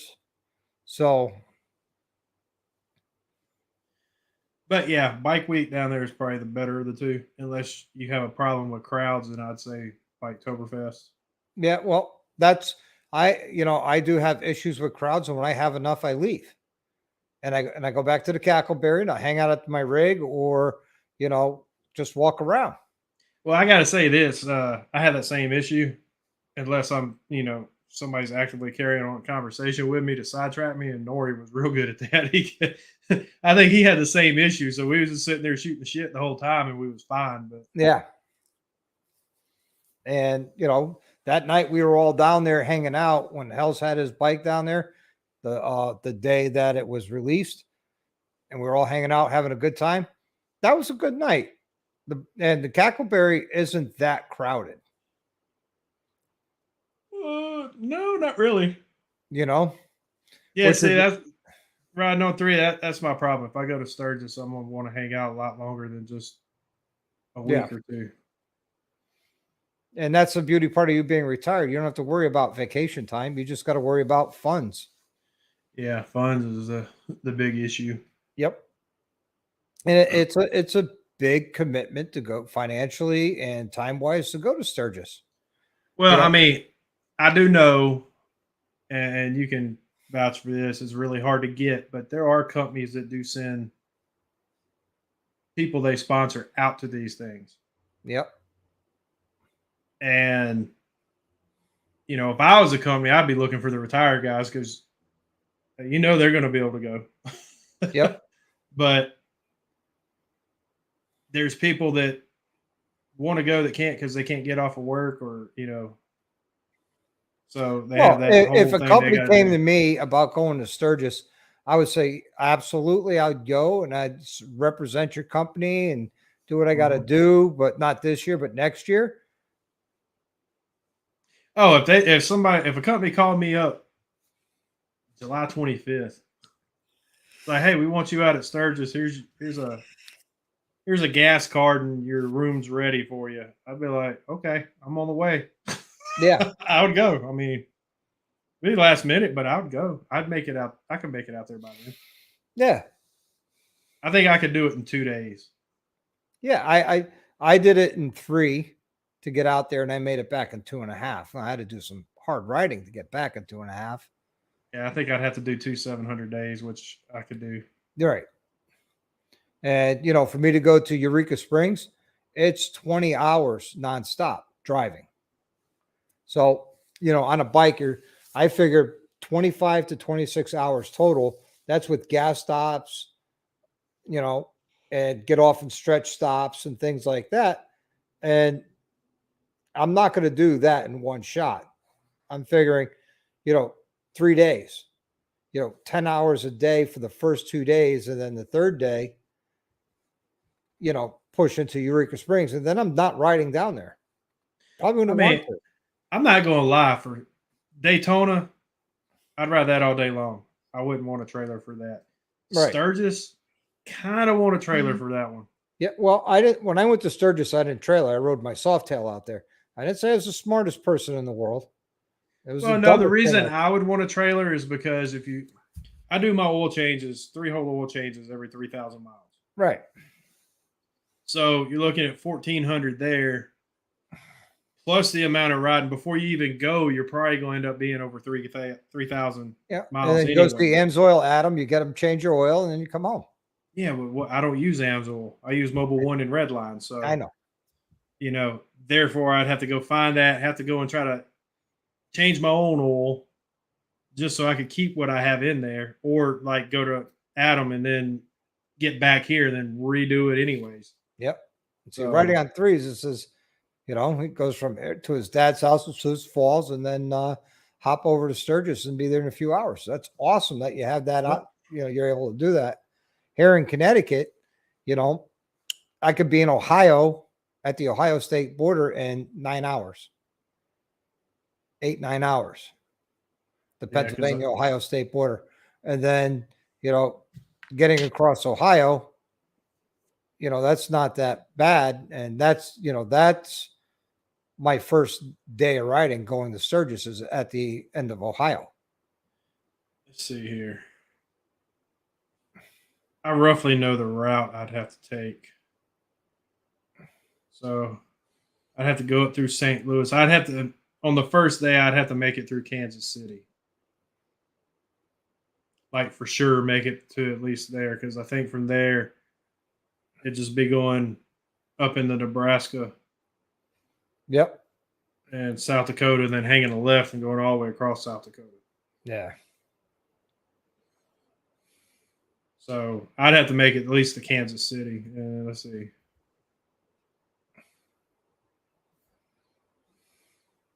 I'm sure riding on threes is like, it's that long. Yeah. So 713 miles. Says 10 hours, 43 minutes. I'd probably be more around 11:30. Yep. With the gas stops. And that would be booking it. So it'd probably be, I'd feel safer to say 12 hours. Yeah. 12 hours of riding to get to there. Yeah. So, and then, let's see here.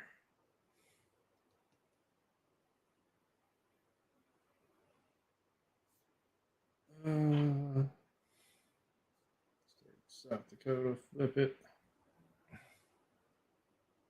Say that'd be another 731 miles. So it'd be 2 12-hour days of riding for sure. Yep. So by the time I got there, I probably wouldn't even want to touch the bike the next day. Yeah. Well, when I went to Sturgis, I didn't touch the whole bike until I left. Yeah, because I think at that point, that's where I'd rather trailer out there for that, because I get out there, I'm going to want to ride. You know? Yep. That's about to stop for a day. St. Joseph. Kansas City morning. Try north. Yeah. Yeah, I'd be trying to get on the other side of Kansas City, so I wouldn't have to go through it the next day. Yep. Any major city. That's what I try and do is get on the, you know, the opposite side before morning traffic. Yeah. But, you know, it's just the way it is. But, you know, I'm looking forward to Gettysburg. I'm going to be doing more than just rally stuff. I'm going to be doing a lot of the history stuff too. And Well, I mean, if I was going to go up there for a rally, it would probably be Gettysburg and Ocean City. Yeah. It would I probably be enjoyed those Ocean two. City. I had a lot of fun in Ocean City. Apparently, I missed half of it being my first time in Ocean City because there's the whole Del Mar part where I didn't even go to because I didn't know about it until afterwards. I was right at the Ocean City section, and Del Mar is a whole nother section where they had S&S, where they had Vance and Hines there with their haulers and everything. And I was like, wow, I missed that whole section. And with them, me not knowing they were there in a whole other section, it didn't take away from me from the rally because there were other vendors there that I could talk to, like Tab. I had a great conversation with Tab Performance there. I had a great conversation with a veterans organization down in Texas. I can't remember their name right now, but I had a great conversation with them. I had a great conversation with what is it? Hot Biker Babe clothing. They were awesome. And just going on and on. I just had a great time down there. 701 says never trailer. He lives up in I think North Dakota or South Dakota. He lives in one of the Dakotas. Yeah. He's conditioned for riding long Yeah. distance. I'm not there yet. I've done the riding, I've done the miles, and I have no shame in trailing. I'm still there. Well, I mean, I can do 650 no problem. So I should be. I know I can make the first leg no problem. The second day, by getting there, my butt would probably be kicked. Brian says a 10x10 at Gettysburg is $500 plus $50 for a power hookup. Gettysburg would be cool just for the history stuff around. Yeah. Well, I'm kind of biased too because I think Meg's going to be at Gettysburg, and I know she is. goes to Maryland bikes thing. So. Yep, she's going to be there again this year. She was there last year. She's going to be there again this year, and I loved it down there. I had such a great time. But Gettysburg is kind of special to me. I got actually promoted in the Army on Cemetery Ridge in Gettysburg, so that was like my coolest promotion ever. Yeah, I didn't have any. Well, I was overseas for my first one. Then the rest of them was here. So, yeah. Yep. So, yeah. All right. I think I'm going to end this tonight, guys. We got 9 people in the side chat. Thank you, everybody in the side chat, for coming on. Thank you, Tweedle and the Thumpers and Gremlin and everybody else that came on. PA Biker, it was on the panel tonight. Really appreciate it. Anytime. Without you guys, this wouldn't be possible. Everybody, I want you to live the best life you can. Ride often and ride hard. Peace.